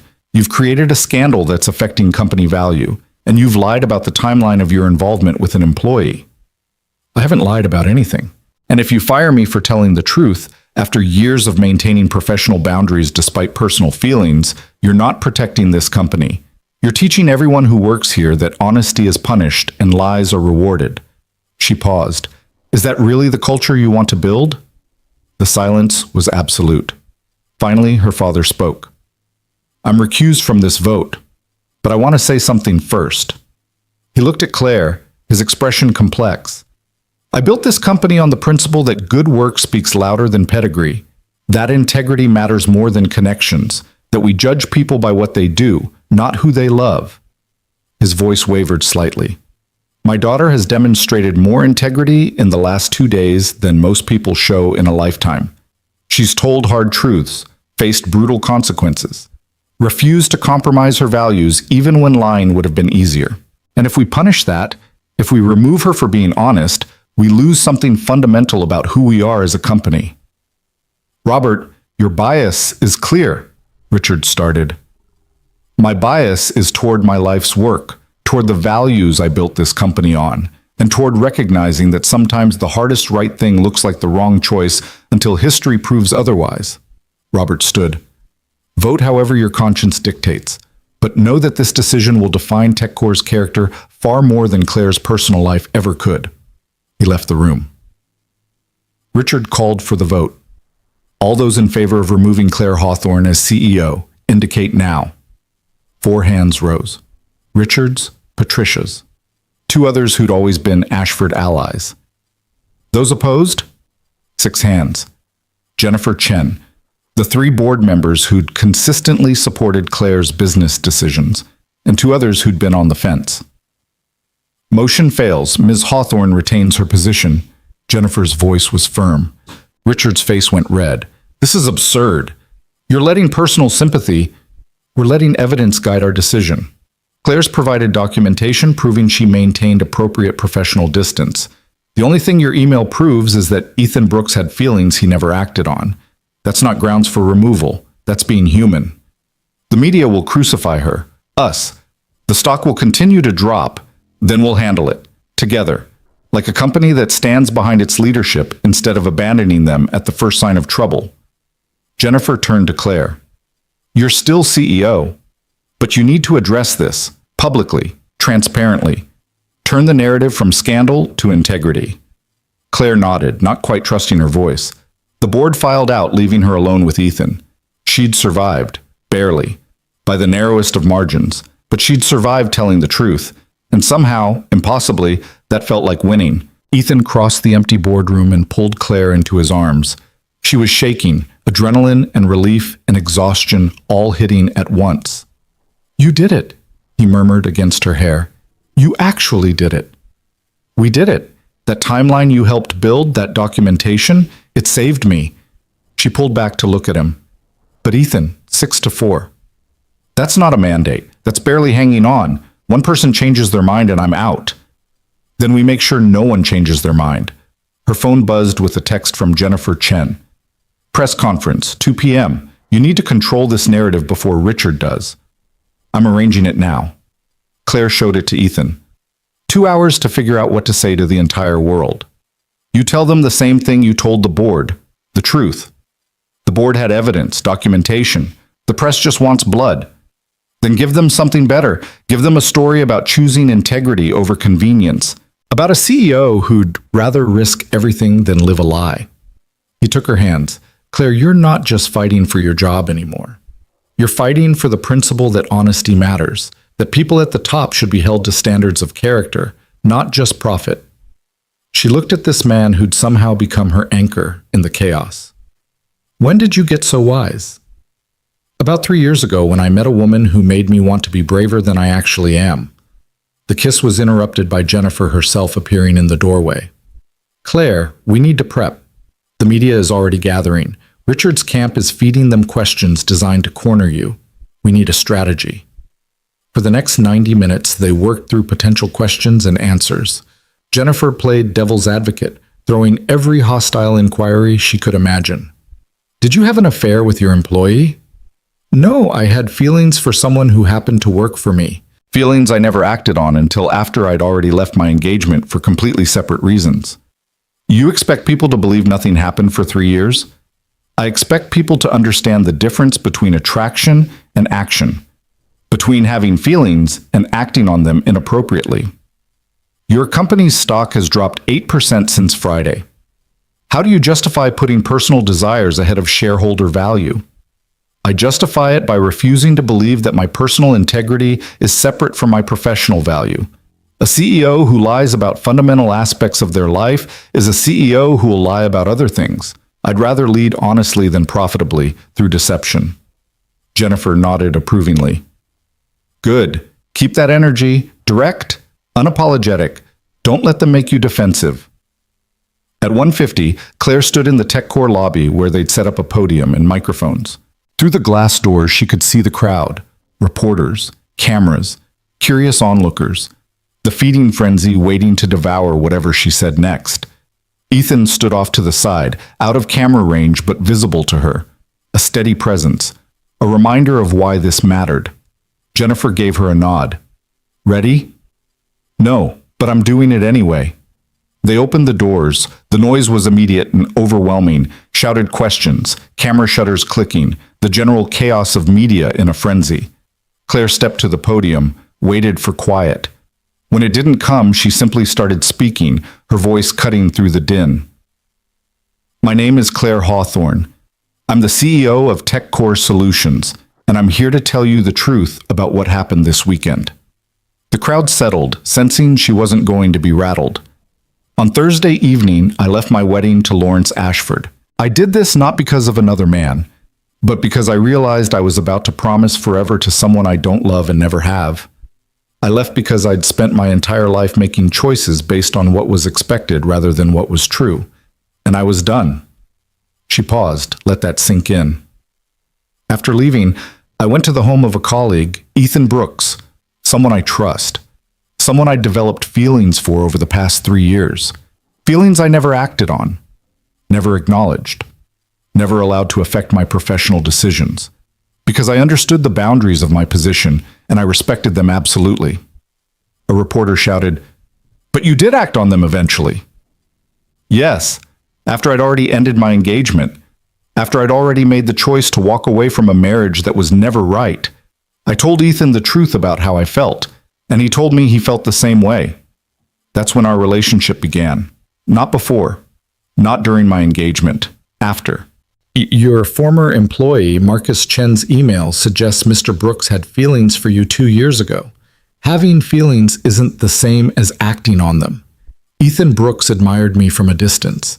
He never expressed those feelings to me, never crossed professional lines, never did anything inappropriate, and I never knew about them until after I'd already left Lawrence. If having unspoken feelings for your boss is a crime, half the workforce would be guilty. But as CEO, you have power over him.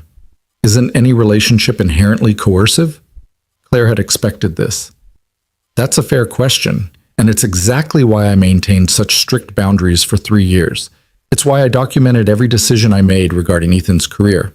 It's why I actually held him to higher standards than other employees, because I was terrified of showing favoritism. The board has reviewed this documentation. They found no evidence of preferential treatment. If anything, I penalized him for my own feelings by passing him over for opportunities he'd earned. So you admit you let personal feelings affect professional decisions? I admit I bent over backward to ensure personal feelings didn't affect professional decisions. There's a difference. Another reporter jumped in. Your company's stock has dropped significantly. Investors are nervous. How do you justify staying in your position when your personal choices are affecting shareholder value? I justify it by believing that long-term shareholder value depends on leadership with integrity. A CEO who lies about who they are will lie about other things. A CEO who makes decisions based on what's expedient rather than what's true will compromise in other areas. I'd rather lead this company honestly, even if it's uncomfortable in the short term, than build success on a foundation of deception. That's easy to say when you're not the one losing money. It's not easy to say at all. It's terrifying. I know some investors will walk away. I know some partnerships might dissolve. I know this decision has cost the company in measurable ways. But I also know that TechCore was built on principles of integrity and innovation. My father founded this company on the idea that good work matters more than good connections, that character counts. And I refuse to abandon those principles just because living them is harder than lying. The questions kept coming, relentless and probing. Claire answered each one as directly as she could, refusing to dodge or deflect. Are you in love with Ethan Brooks? Yes? Does that mean you'll resign to avoid conflicts of interest? No. It means I'll continue to document decisions, maintain transparency, and hold myself to the highest ethical standards. Love doesn't make me less capable of leadership. If anything, it makes me more human. More able to understand that the people I lead have complex lives and feelings that don't disappear just because they're at work. What about the optics? A billionaire CEO with a lower-level employee? Doesn't that perpetuate problematic power dynamics? It would if I'd used my power to pursue him. I didn't. I maintained boundaries. I never made advances. I never created a situation where he felt pressured or obligated. Our relationship began when I was at my most vulnerable, having just walked away from everything. He could have taken advantage of that moment. He didn't. He offered kindness and honesty. And when we both acknowledged our feelings, we did so as equals. Not as boss and employee, but as two people who'd been carefully, painfully avoiding exactly this for 3 years. Your former fiancé, Lawrence Ashford, released a statement calling you unstable and suggesting you need professional help. Claire's jaw tightened. Lawrence Ashford is a man who can't accept that someone chose to leave him. He's weaponizing mental health stigma to discredit me because his pride was wounded. I'm not unstable, I'm honest. And if he can't tell the difference, that says more about him than it does about me. The press conference lasted 45 minutes. By the end, Claire's voice was hoarse and her composure was hanging by a thread. But she'd said everything she needed to say. Jennifer stepped in. That's all for today. Thank you. As they moved back inside, away from the cameras and chaos, Claire's legs nearly gave out. Ethan was there immediately, supporting her weight. You were incredible, he said. I was desperate. There's a difference. She leaned against him, no longer caring who saw. Did I make it worse? Did I just give them more ammunition? You gave them the truth. What they do with it is up to them. Jennifer was already monitoring social media on her phone. Initial response is mixed. Some people are calling you brave. Others are calling you reckless. But she looked up, something like hope in her expression. There's a thread gaining traction. Women talking about times they stayed in wrong relationships because leaving seemed impossible. People sharing stories about hiding who they really are at work. It's resonating. Resonating doesn't pay investors back for lost value, Claire said quietly. No, but it might remind people that companies are run by humans, and humans are messy and complicated, and sometimes they have to make impossible choices. Jennifer put her phone away. The board gave you a reprieve. Don't waste it. Show them that your honesty makes you stronger, not weaker. Over the next several days, the storm raged on. Think pieces were written. Late-night comedians made jokes. The hashtag #RunawayBride trended and then evolved into hashtag #BraveCEO and then into something more complex that defied easy categorization. Claire's stock price stabilized, then began a slow climb back. Not because investors suddenly embraced scandal, but because she went on offense. She appeared on financial news programs and talked not about her personal life, but about TechCore's 5-year growth strategy. She released detailed quarterly reports that showed the company's fundamental strength. She announced a new partnership that had been in negotiation for months. Proof that her professional work hadn't stopped just because her personal life exploded. And she was honest. Painfully, vulnerably honest in every interview. When asked on Bloomberg if she regretted leaving her wedding, she said, "I regret the pain it caused people I care about. I regret the timing and the spectacle. But I don't regret choosing truth over convenience. I'd make the same choice again." When asked on CNBC about maintaining authority after such public upheaval, she said, "Authority that depends on perfection is fragile. Authority built on competence and integrity is sustainable. I'd rather be a CEO my employees trust to be honest than one they think is infallible." Slowly, the narrative began to shift.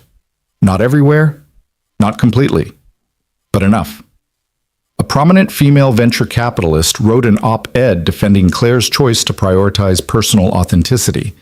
A male tech CEO admitted in an interview that he'd stayed in a loveless marriage for years because divorce looked bad for business and wished he'd had Claire's courage earlier. But the professional cost was still real. 3 major investors pulled out. 2 board members who'd voted to keep her began making noise about reconsidering in light of ongoing instability. And Richard Ashford was relentless in his campaign to undermine her. The personal cost was worse. Maya's school requested that Ethan come in for a meeting. They sat in the principal's office on a Wednesday afternoon, the same chairs where Ethan had attended parent-teacher conferences about Maya's progress. Now they were here to discuss the current situation. Principal Anderson was a kind woman in her 50s who'd always been supportive. Now she looked uncomfortable. "Mr. Brooks, we want to start by saying that Maya is a wonderful child. Creative, kind, smart. We adore having her here."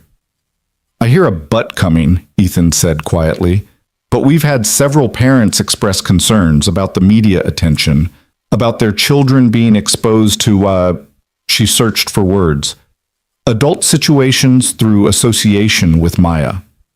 Claire felt rage building in her chest. "Maya is 6 years old. She hasn't done anything wrong.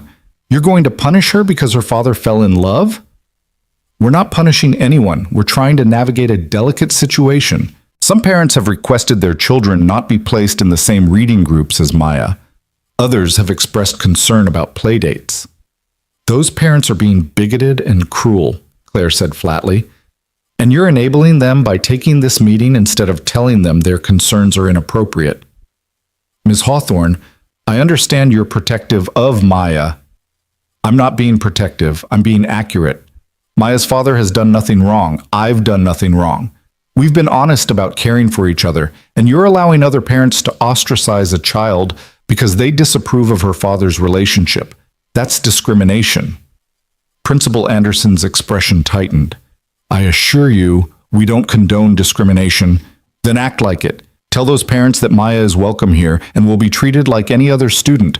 Tell them their personal opinions about her father's relationship are irrelevant to her education. And make it clear that any child who bullies Maya over this will face consequences." Claire's voice was ice.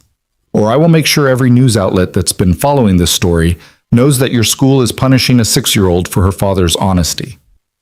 "That sounds like a threat." "It's a promise. I've spent the last week being dragged through the press. I'm not letting Maya experience the same without fighting back."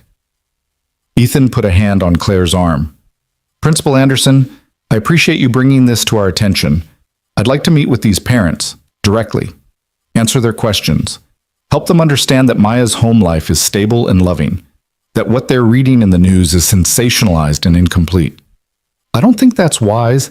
I think it's necessary, because right now they're forming opinions based on headlines. Let me give them the truth."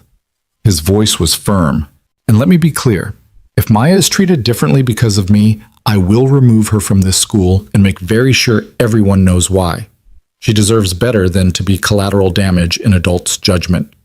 The meeting ended with tense assurances that the school would monitor the situation. Walking out to the parking lot, Claire was still furious. They should have shut that down immediately. Those parents have no right. They have every right to their opinions. We can't control that. Ethan's voice was tired. But we can control whether Maya sees us falling apart over it. She needs to see us handling this with dignity. I don't feel dignified. I feel like burning that school to the ground. Despite everything, He smiled. That's because you're a fighter. But Maya doesn't need fighters right now. She needs people who'll show her how to walk through ugliness without becoming ugly themselves. They picked Maya up together. She came bounding out of the after-school program with her usual energy, chattering about the papier-mâché volcano her class was building. And Ms. Rachel says mine can be purple because regular lava is boring, and why shouldn't volcanoes be creative? She climbed into her car seat. Can Claire come over for dinner? I want to show her my volcano design. Claire has work, sweetheart, Ethan said carefully. No, I don't. Claire met his eyes in the rearview mirror. I'd love to see your volcano design. Maya's resulting cheer was worth whatever professional crisis Claire was neglecting. That evening, in Ethan's small apartment, something shifted. Claire sat on the floor with Maya, helping paint a cardboard volcano purple and silver, while Ethan made spaghetti. It was domestic and simple, and completely removed from boardrooms and press conferences. Why purple? Claire asked, genuinely curious. Because everyone expects red. But what if there's a magic volcano that shoots out sparkles instead of lava? Or what if it's on another planet where everything is different colors? Maya applied glitter with serious concentration.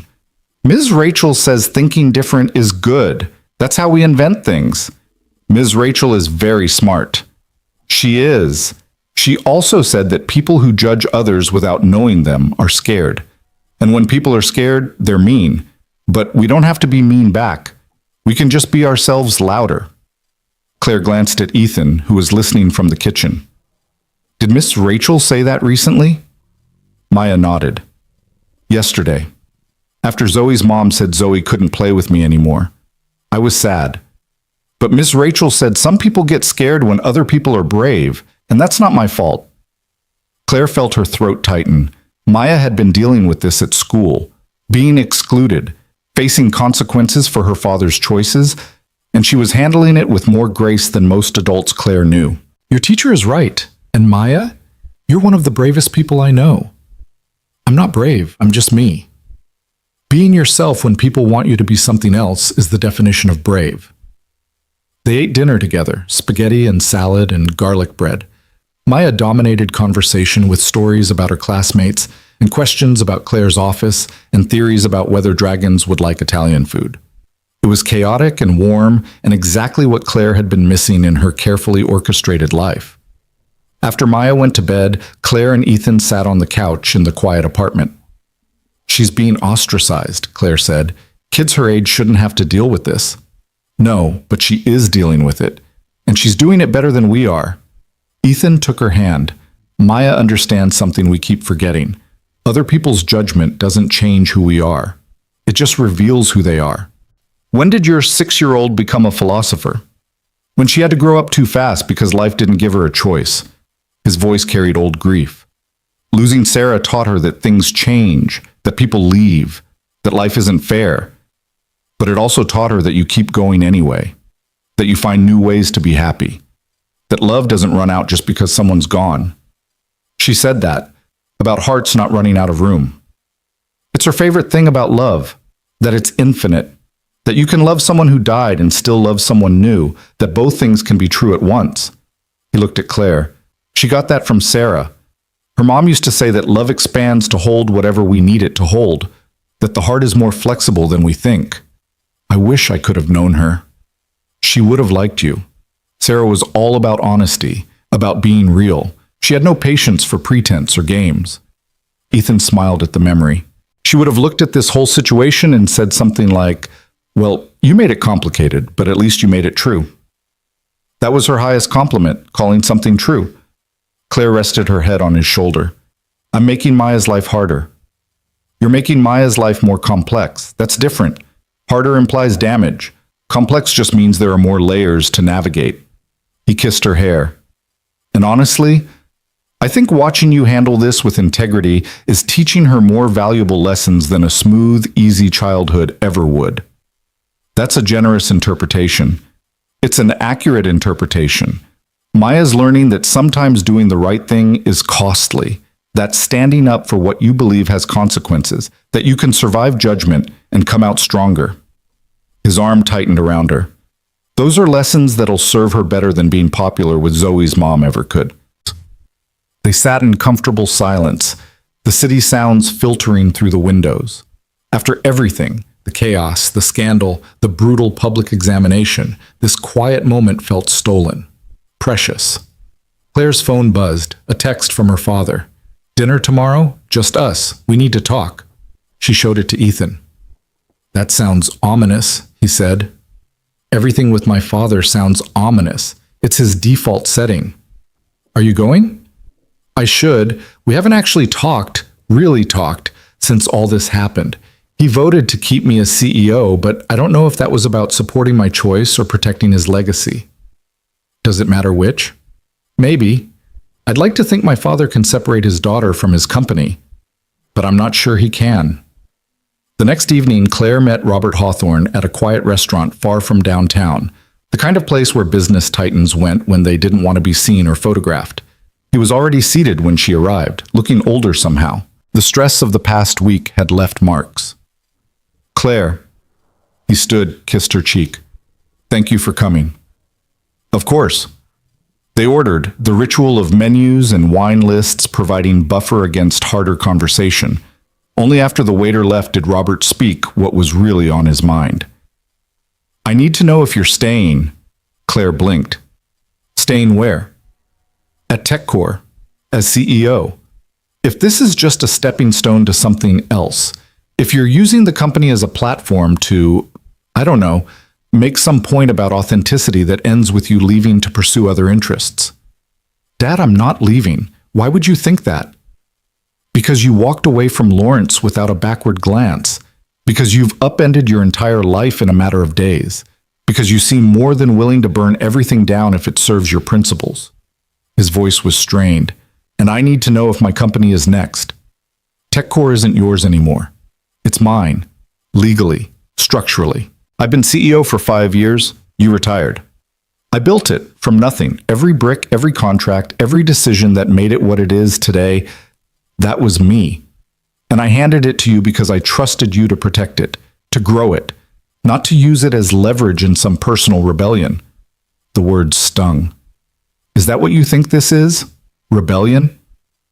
"I think you're going through something, a crisis, a reckoning, whatever you want to call it, and I think you're willing to sacrifice professional stability for personal authenticity, which is admirable, noble even, but it's not sustainable."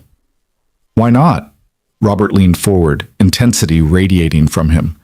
"Because leading a company requires compromise, requires playing politics, requires making decisions that aren't always aligned with your personal values because they serve the greater good. You can't lead effectively if you're constantly prioritizing your own truth over strategic necessity." "I disagree. I think I can't lead effectively if I'm constantly lying about fundamental aspects of who I am. How can employees trust my judgment if they can't trust my word? How can investors believe my projections if they think I'm willing to misrepresent reality when it's convenient? There's a difference between lying and maintaining appropriate boundaries between personal and professional." "Is there? Because it seems to me that the boundaries you're describing are just polite words for acceptable deception." Claire met her father's eyes. "You married Mom because it made business sense, built a marriage on strategy instead of love. And you're telling me that worked, that it was worth it. But Dad, you're 70 years old and I can count on one hand the times I've seen you genuinely happy. Is that really the legacy you want? Success built on settling?" Robert's face went through several emotions. Anger, pain, something that might have been recognition. "Your mother and I have built a good life together. You've built a functional partnership. That's not the same as a good life.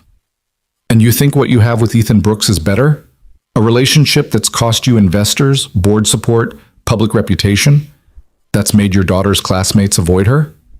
Maya's not my daughter. Yet. But she will be if you stay with him. And then what? You become a stepmother to a child who's being ostracized because of choices you made? You think that's better than what your mother and I have?" Claire felt something cold settle in her chest. "What are you really asking me, Dad?" "I'm asking if you've thought this through. Really thought it through.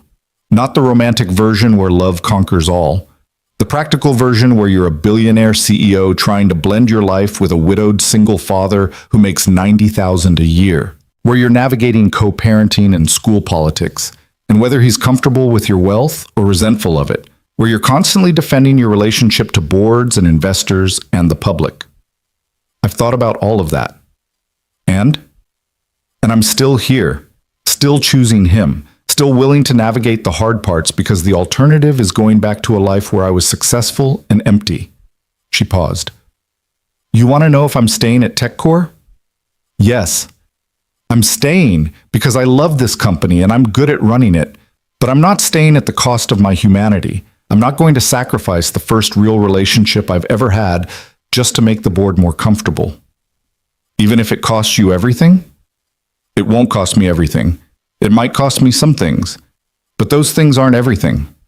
Robert was quiet for a long moment. When he spoke again, his voice was softer. You're braver than I ever was. I'm more desperate than you ever were. There's a difference. No, you're brave. You always have been. Even as a child, you'd walk into a room and demand to be taken seriously, refuse to accept that being a woman meant accepting less, pushed harder than anyone I knew to prove you deserved your place. He reached across the table, took her hand. And I'm proud of you. Even when I'm terrified for you. Even when I think you're making this harder than it needs to be. I'm proud that you're my daughter. Tears pricked Claire's eyes. Then support me. Not just in the boardroom. Actually support me. Tell me you understand why I had to leave Lawrence. Why I had to tell the truth. Why loving Ethan isn't a weakness or a distraction, but the thing that's making me human again. I'm trying to understand, but Claire, I look at you and I see everything I've built on the edge of collapse. Every principle I taught you about leadership being tested by one relationship. Maybe those principles needed testing. Maybe leadership that requires lying about who you love isn't actually leadership worth having. She squeezed his hand. Dad, you built something amazing, and I'm grateful, but I don't want to spend 50 years protecting a legacy at the cost of actually living. I want to build something that matters while also being someone who matters. To myself, to Ethan, to Maya. And if you can't do both, then I'll choose being someone over building something. Because buildings crumble, companies fold, legacies fade. But the person you are, the choices you make about who to love and how to treat people and whether to tell the truth even when it costs you, that's what endures. They talked for another hour, circling the same questions from different angles. By the end, Robert hadn't fully accepted her choices, but he'd stopped fighting them. It was progress. When Claire returned to her penthouse that night, she felt the weight of everything that had changed. The space looked the same, minimalist furniture, designer everything, views that stretched to the horizon, but it felt different, empty in a way it hadn't before. She'd spent years building this life, this perfect, controlled, successful life. And now she could see it for what it was, a beautiful cage. Her phone rang. Ethan. Hey, how was dinner with your dad? Complicated. He's trying to understand, but it's hard for him. He sees love as a liability instead of an asset. That's sad. Yeah, it is. She looked around her apartment. I don't want to be here tonight. Then don't be. Come here. Ethan, I can't keep showing up at your apartment every time I'm lonely. That's not fair to Maya. She needs routine, stability. She needs to see that home is where you choose to be, not where you're obligated to stay. His voice was gentle. Come over. Maya would love to see you. And honestly, so would I. 20 minutes later, Claire stood at his door again. But this time it was different. This time it wasn't desperation or crisis. It was choice. Maya answered, wearing pajamas covered in stars. You came back. I did. Is that okay? It's perfect. I wanted to show you the volcano after we painted it. It dried, and it's so pretty. She grabbed Claire's hand, pulled her inside. Daddy made cookies. They're only a little burned. They're not burned, Ethan called from the kitchen. They're well done. That's what burned people say, Claire laughed. Let Maya drag her to the living room where a purple and silver volcano sat proudly on the coffee table. It was lumpy and asymmetrical and completely wonderful. It's perfect, Claire said honestly. It's weird, But Ms. Rachel says weird is just another word for interesting. Maya picked it up carefully. Want to see it erupt? Daddy said we could do the vinegar thing tomorrow. I would love that. They spent the evening in comfortable domesticity, eating slightly overdone cookies, playing Go Fish, listening to Maya read from her chapter book with intense concentration. When Maya finally went to bed, Claire helped clean up the scattered game pieces and cookie crumbs. You don't have to do that, Ethan said. You're a guest. I don't feel like a guest. She set the cards back in their box. I feel like, I don't know, like this is where I'm supposed to be. Is it? I think it might be, which is terrifying because I don't know how to navigate this. How to be a CEO and also someone who eats burned cookies and helps with papier-mâché volcanoes. Those feel like different people. They're not different people. They're different contexts for the same person. Ethan pulled her down onto the couch beside him. You're allowed to be complex, Claire. You're allowed to be fierce in the boardroom and soft with Maya, strategic with investors and vulnerable with me. All of those things can be true at once. But how do I do both well? How do I give TechCore what it needs while also giving you and Maya what you deserve? The same way everyone does. Imperfectly, with mistakes and adjustments and constant recalibration. There's no formula for this. We just figure it out as we go.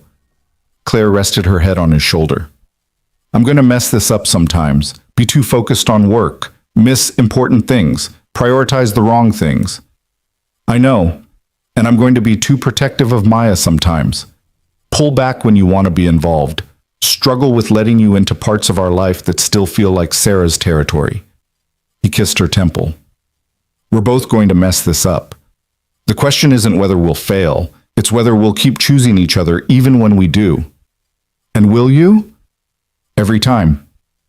He said it with such certainty that Claire felt something loosen in her chest. Claire, I spent 3 years watching you from a distance, thinking you were completely out of reach. Now you're here, in my apartment, helping my daughter with art projects and eating our terrible cookies. I'm not letting that go just because it's complicated. What if the board forces me out? What if I lose TechCore? Then you'll build something else. Start something new. Take all that skill and determination and apply it somewhere else. You're not defined by one company, not even one your father built. It feels like I am sometimes. That's because you've tied your identity to your position for so long, you've forgotten there's a person underneath the title. He turned her face toward his. But I see that person, the one who gets excited about purple volcanoes, who fights for kids she barely knows because it's right, who'd rather lose everything than compromise her integrity. That person is worth more than any CEO title. The kiss was slow and sweet, and promised things they were both too scared to say out loud yet. When they broke apart, Claire felt tears on her cheeks. I love you, she whispered. I don't know when it happened or how to navigate it, but I love you. I love you too. Have since about 6 months after I started at TechCore. Maybe longer. That's a long time to carry a secret. It's a long time to wait for someone to be ready, but you're worth waiting for. They fell asleep on his couch, tangled together, the city lights filtering through the windows. And for the first time in as long as Claire could remember, she didn't dream about board meetings or stock prices or the next crisis to manage. She dreamed about purple volcanoes and a little girl with wild curls and a man who saw her not as a CEO or a prize, but as someone worth choosing every single day. When morning came, Maya found them still on the couch and announced with 6-year-old authority that if Claire was going to keep sleeping over, she needed to bring pajamas because suits weren't proper sleeping clothes. She has a point, Ethan murmured, still half asleep. She usually does. And somehow, in that small apartment with its mismatched furniture and volcano projects and burned cookies, Claire Hawthorne began to understand what success actually looked like when it wasn't measured by others' metrics. It looked like choosing truth over convenience, love over strategy, being someone over building something. And it looked like finally being brave enough to stop pretending she had all the answers and simply live the questions instead. The pajamas arrived 3 days later, a practical set Claire ordered online because Maya's observation had been characteristically accurate. But when she showed up at Ethan's apartment that Friday evening with an overnight bag, Maya's reaction wasn't what she expected. The little girl stood in the doorway, elephant clutched tight, her expression uncertain in a way Claire hadn't seen before. "Are you moving in?" Maya asked quietly. Claire knelt down, meeting her at eye level. "No, sweetheart, I'm just visiting, like I have been." "But you brought a bag. That's what people do when they move in." Maya's voice was small. "Is this our house now? Or your house too?" Ethan appeared behind his daughter, his expression pained. They'd been so focused on navigating the external chaos that they hadn't properly considered what all of this looked like to a 6-year-old who'd already lost one important woman. "Maya, honey, this is still your house. You're home with Daddy. Claire's just visiting because we like spending time with her. But nothing's changing without us all talking about it first." Ethan's voice was gentle. "Is that what's worrying you? That things are changing too fast?" Maya nodded, tears starting to form. "Zoe said her dad got a new girlfriend, and then the girlfriend moved in, and then they forgot about Zoe's mom, like she wasn't even real anymore. Like the new person erased her." Claire felt her heart break. "Maya, look at me. Can you do that?" The little girl raised her eyes, tears spilling over. "Your mom was real. She'll always be real, and nobody, not me, not anyone, can erase her. She's part of you, part of your dad, part of this home, and I would never want to replace her or make you forget her." Claire took Maya's small hands. "I'm not here to be your new mom. I'm here because I care about your dad, and I care about you. But that doesn't mean your first mom stops mattering. Hearts don't work that way." "They don't?" "No, they expand. They make room for new people while keeping the old people safe inside. Your dad loves your mom. He always will. And he can also have feelings for me. Both things can be true." Maya considered this with the serious concentration only children possess. "Like how I love elephant, but I also love the stuffed bunny Grandma gave me? I don't have to choose?" "Exactly like that." "Okay," Maya wiped her eyes. "But if you're going to visit a lot, can we make rules? Like we still read Mommy's favorite book sometimes, and we still talk about her. And you don't try to change things just because they're different from how you do them?" "Those are very good rules. I agree to all of them." "And one more rule." Maya's voice gained strength. "You have to tell me the truth, even when it's hard. Because Daddy said you and him got in trouble for telling the truth, and I think that's brave. But it only works if you keep doing it. You can't just be honest once and then go back to pretending." Claire looked at this child who'd somehow become the wisest person in the room. "You're absolutely right. I promise to always tell you the truth, even when it's hard." "Okay then. You can come in." Maya stepped aside, suddenly back to her usual energetic self. "We're making pizza. You can help if you wash your hands first. Daddy's rule." That evening, making pizza with mismatched toppings and listening to Maya's elaborate story about why pineapple absolutely belonged on pizza, despite what Oliver at school said, Claire understood something fundamental. This wasn't about grand gestures or dramatic declarations. It was about showing up, being present, earning trust through consistency rather than demanding it through intensity. The weeks that followed fell into a rhythm. Claire managed TechCore during the day, fighting battles with hostile board members, rebuilding investor confidence, proving that her personal honesty translated to professional strength. In the evenings, she'd often end up at Ethan's apartment, helping with homework or dishes or the 1,000 small tasks that made up their life. The media attention began to fade, replaced by newer scandals and fresher drama. Claire's stock price stabilized and then began climbing again as quarterly reports showed strong growth despite the turmoil.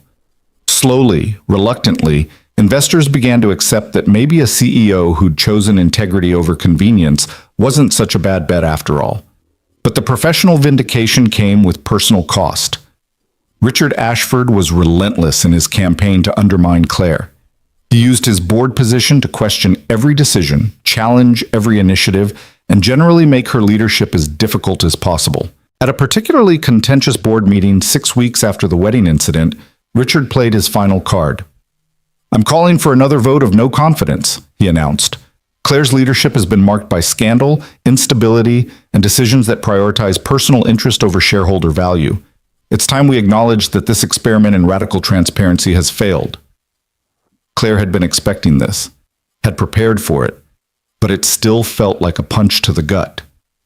On what grounds? Jennifer Chen asked sharply. Our last quarter exceeded projections.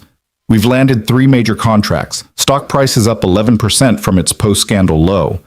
By what metric has Claire's leadership failed? By the metric of trust, of reputation, of maintaining the dignity of this institution. Richard pulled out a folder. I have here documentation of Claire's continued relationship with Ethan Brooks, including evidence that she's been spending nights at his residence, that she's become involved in his daughter's life, that she's blurring personal and professional boundaries in ways that create liability for this company. Having a relationship isn't grounds for removal, Patricia Chen interjected. She'd been one of Claire's harshest critics initially, but had softened after seeing the documented evidence of Claire's professional integrity. Unless you can prove it's affecting her judgment, I can prove it's affecting company optics. We've lost conservative investors who are uncomfortable with the arrangement. We've had partnerships questioned because potential clients are concerned about leadership stability, and we've become known not for our innovation, but for our CEO's personal life. Richard leaned forward. This board has a choice. Continue down this path and watch TechCore become a punchline, or make a change and restore dignity to our leadership. Claire had let him speak without interruption. Now she stood, her voice calm and clear. Richard's right about one thing. This board has a choice, but it's not the choice he's framing. She looked around the table, meeting each member's eyes. You can choose leadership that maintains appearances at all costs. That lies about personal realities to project false stability, that treats employees like assets rather than humans with complex lives.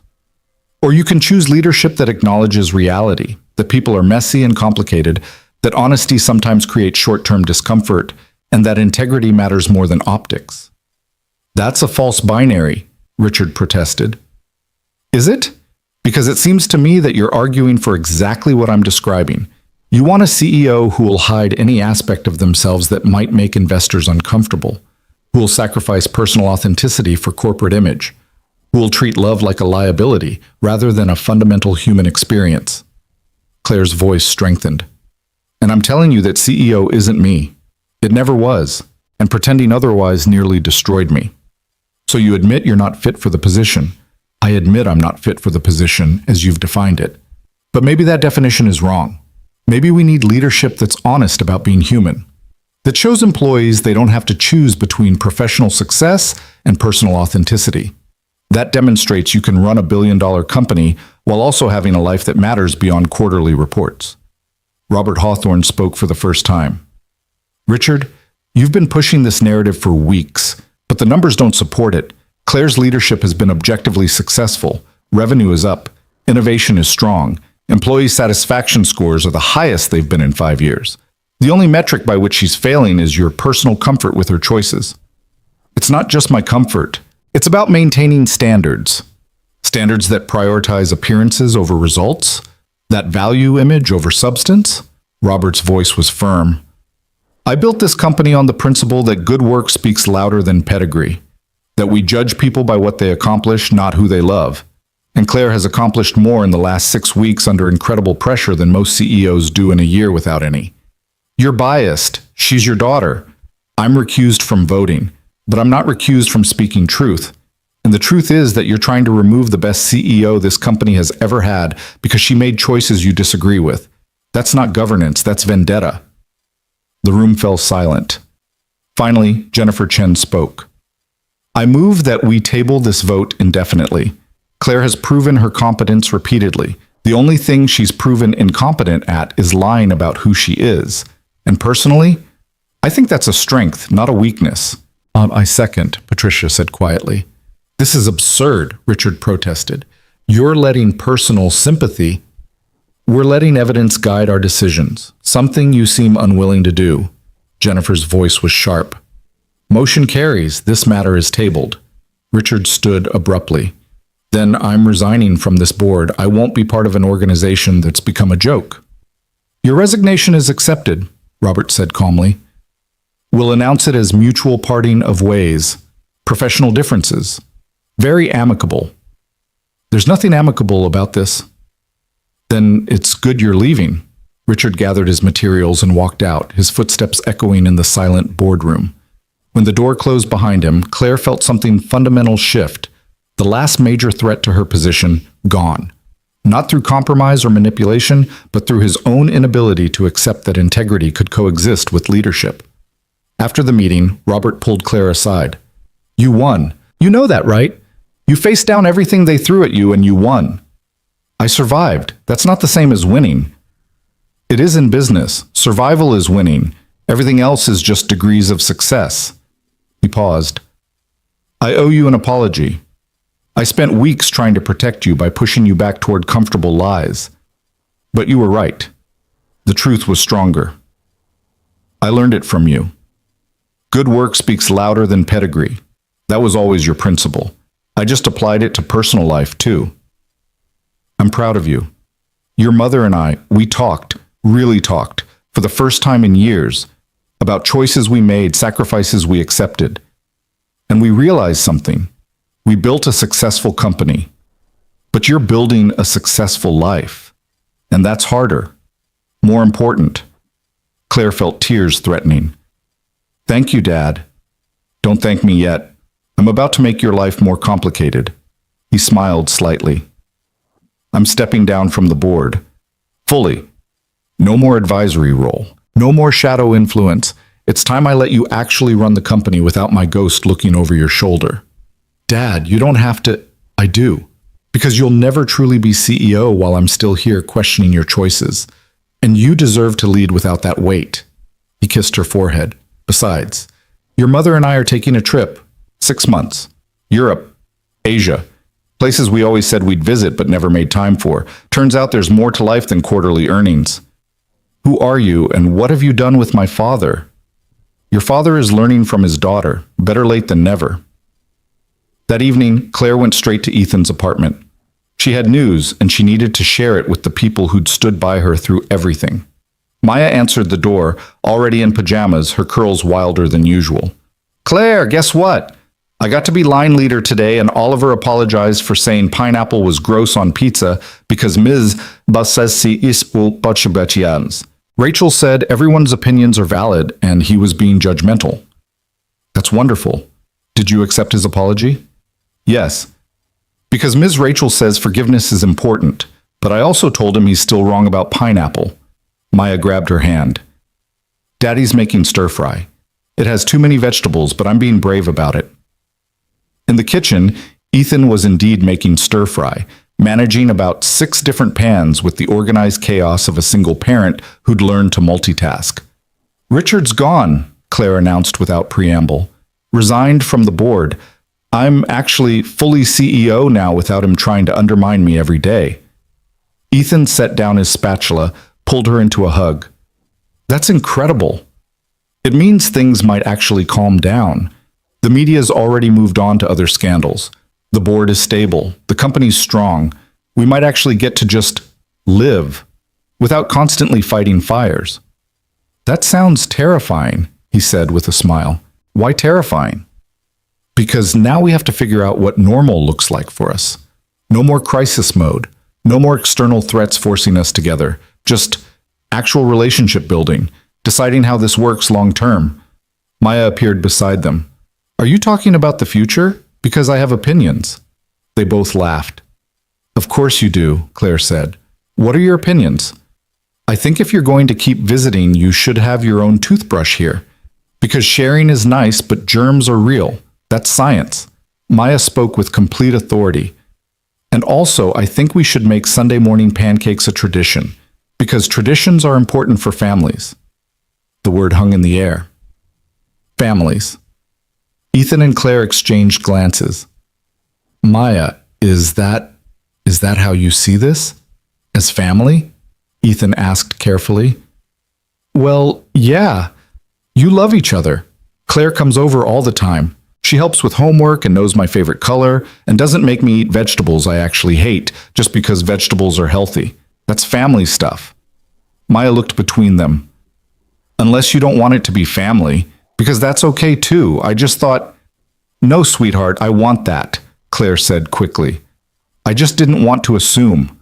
I didn't want to push myself into places I wasn't invited. You're invited. I'm inviting you right now.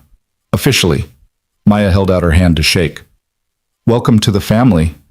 The formality of it, the 6-year-old seriousness, made Claire's eyes sting with tears. She shook Maya's hand solemnly. I accept. Thank you. Good. Now can we eat? I'm being very patient about the vegetables, but I'm also very hungry. Over dinner, they talked about logistics, about how to actually blend their lives now that the worst of the storm had passed, about whether it made sense for Claire to keep her penthouse, or whether they should find somewhere new, bigger space that belonged to all of them rather than one person's history.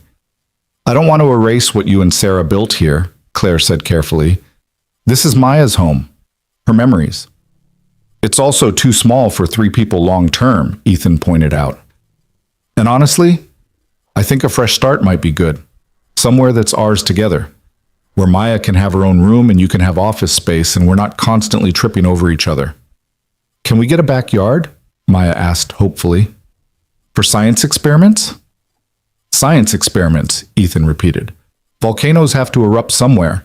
Ms. Rachel says the scientific method requires testing. Then we'll look for places with backyards suitable for scientific testing. Over the following months, they did exactly that. Found a house in Wallingford with enough space for all of them. 3 bedrooms, an office for Claire, a backyard for Maya's increasingly elaborate science projects. It wasn't as grand as Claire's penthouse or as modest as Ethan's apartment. It was somewhere in between, theirs. The process of merging households revealed all the complications they'd been too focused on survival to address. Claire had to learn that Ethan needed quiet time after work to decompress. Ethan had to accept that Claire sometimes worked until midnight, and that wasn't rejection, just how she processed stress. Maya had to adjust to having another adult in her space, someone who had opinions about bedtimes and homework and whether ice cream counted as dinner. They fought.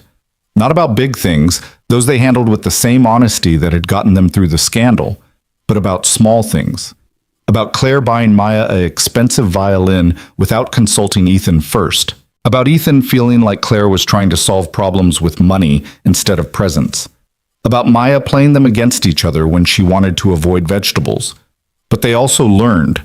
Claire learned to ask instead of assume. Ethan learned to accept help without seeing it as charity. Maya learned that having 2 adults who loved her meant twice the support, but also twice the accountability. The wedding happened on a Saturday in early spring, 9 months after Claire had walked away from her first one. This time, there were no 700 guests or designer gowns or strategic alliances. Just 30 people in the backyard of their new home. Close friends, family, and Maya's entire class, because she'd insisted that if you were building a family, everyone should be invited to celebrate. Claire wore a simple dress. Ethan wore a suit that Maya had helped pick out, because Daddy needs to look fancy but not stuffy. The ceremony was brief and honest, written by them rather than pulled from templates. When it came time for vows, Claire spoke first. Ethan, 9 months ago I showed up at your door in a wedding dress, running from a life that looked perfect but felt empty. You could have turned me away, told me I was crazy, protected yourself and Maya from the chaos I was bringing. But you didn't. You let me in. You listened. You showed me what it looked like to choose honesty even when it cost everything. Her voice wavered. You taught me that love isn't about finding someone who fits into your perfect plan. It's about finding someone who makes you want to throw out the plan and build something real instead. I love you. I love Maya. I love the life we're building that's messy and complicated and absolutely nothing like what I expected. And I can't wait to spend the rest of my life being brave enough to keep choosing truth with you. Ethan's vows were simpler. Claire, you walked into my life at a moment when I'd convinced myself that feeling anything again was too risky. You were brilliant and terrifying and so far out of reach, I didn't even let myself hope. But you chose me anyway, not because I was safe or easy or made sense on paper, but because somehow, despite everything, we made sense to each other. He took her hands. I promise to keep choosing you. In boardrooms and in our kitchen. When you're the powerful CEO and when you're the woman who burns toast. When things are easy and when they're impossibly hard. You took a chance on us. I promise to spend forever proving you made the right choice. Maya, serving as flower girl and ring bearer and self-appointed ceremony director, handed them the rings with great solemnity. Then she whispered loudly, "Now you kiss. That's how weddings work." The kiss was witnessed by 30 people and one very satisfied 6-year-old. At the reception, a casual backyard gathering with food trucks and string lights, and Maya's playlist of what she called happy dancing music, Claire found herself standing with her father, watching Ethan dance with Maya. "You look happy," Robert said. "I am happy, terrifyingly happy, like I keep waiting for someone to tell me I'm doing it wrong." "You probably are doing it wrong by conventional standards, but conventional standards are overrated." He sipped his champagne. "Your mother and I were separating, officially, after the Europe trip." Claire turned to him, shocked. "Dad, don't look so worried. It's amicable. We still care for each other, but we realized we'd built a partnership, not a marriage. And at our age, we'd rather spend what time we have left actually living than maintaining appearances." He smiled. "We learned that from you, that it's never too late to choose truth over convenience." "I don't know what to say." "Say you'll keep being brave. Keep showing people that success and authenticity can coexist. Keep proving that the next generation doesn't have to make the same compromises we did." He hugged her. "I'm proud of you, Claire. Not for what you've built, for who you've become." Later, as the sun set and the party continued, Claire found herself in the kitchen with Jennifer Chen, who'd become an unexpected friend through all the chaos. "You did it," Jennifer said, refilling her wine glass. "You actually pulled off the impossible, kept your job, got the guy, integrated a ready-made family, made it look almost easy. It wasn't easy, it was terrifying every single day. That's what made it brave. Easy doesn't require courage." Jennifer clinked her glass against Claire's. "You know what the best part is? You changed the entire culture at TechCore. People are more honest now, more willing to be human at work, because you showed them it's possible to be professional and authentic at the same time. Or I just got lucky that the board didn't fire me. No, you fought, strategically, honestly. You didn't just survive the scandal, you used it to redefine what leadership looks like. That's not luck, that's skill." Through the window, Claire could see Ethan and Maya doing some kind of elaborate dance that involved a lot of spinning and laughter. Her family. Her impossible, complicated, absolutely perfect family. She excused herself and went outside, where Maya immediately grabbed her hand and pulled her into the dance. "You have to spin 3 times and then jump. It's the rule." "Those are very specific rules." "I made them up. That's what you do when you're building something new. You make up rules that work for you." Out of the mouths of babes. Claire spun 3 times, jumped, and let herself be exactly what she was, a CEO who'd burned toast that morning. A woman who'd walked away from a billion-dollar wedding because she'd rather have truth than security. A stepmother still learning how to navigate a 6-year-old's logic. A wife to a man who made her want to be braver than she thought possible. As the party wound down and guests began leaving, the 3 of them sat on their back porch watching the stars come out. "Do you think people will always remember the scandal?" Maya asked sleepily, curled against Claire's side. "Some people might, but eventually they'll remember what came after. The company we built. The family we are. The choices we made that turned out to matter more than the mistakes." Claire stroked Maya's hair. "That's the thing about truth. It might be messy at first, but it has staying power that lies never do." "Good. Because I like our truth, even when it's complicated." Maya yawned. "Can we do pancakes tomorrow? It's Sunday. Definitely pancakes." After Maya went to bed, Claire and Ethan stayed outside, wrapped in blankets against the spring chill. "Do you ever regret it?" Ethan asked quietly. "Walking away from Lawrence? The easy path? Every day I remember what I gave up, the certainty, the approval, the version of my life that made sense to everyone else." She turned to face him. "And every day I choose this instead. Because walking away from that wedding wasn't about running from something. It was about running toward something real, toward you, toward the possibility that maybe happiness matters more than perfection. Even when happiness is messy? Especially when happiness is messy. Because perfect is easy to fake. But messy requires you to be honest, to show up as you actually are, to build something that works for the people in it rather than the people watching it. Ethan kissed her, slow and sweet and full of promise. I love you, Mrs. Hawthorne Brooks. I love you too, even though that hyphenated name is going to be a nightmare on forms. Consider it practice for all the other complicated logistics of our life. Bring it on. I'm very good at complicated logistics. Inside, the house they'd built together waited. Not perfect. Not what anyone would have predicted. But absolutely, completely theirs. Claire had spent years being the CEO everyone expected. The daughter who made her father proud. The perfect merger candidate. The woman who had it all together. And then she'd stood on a rain-soaked doorstep in a ruined wedding dress and chosen truth instead. She'd lost investors. Board support. Her reputation as someone who always made the safe choice. But she'd gained something infinitely more valuable. A life that felt like hers.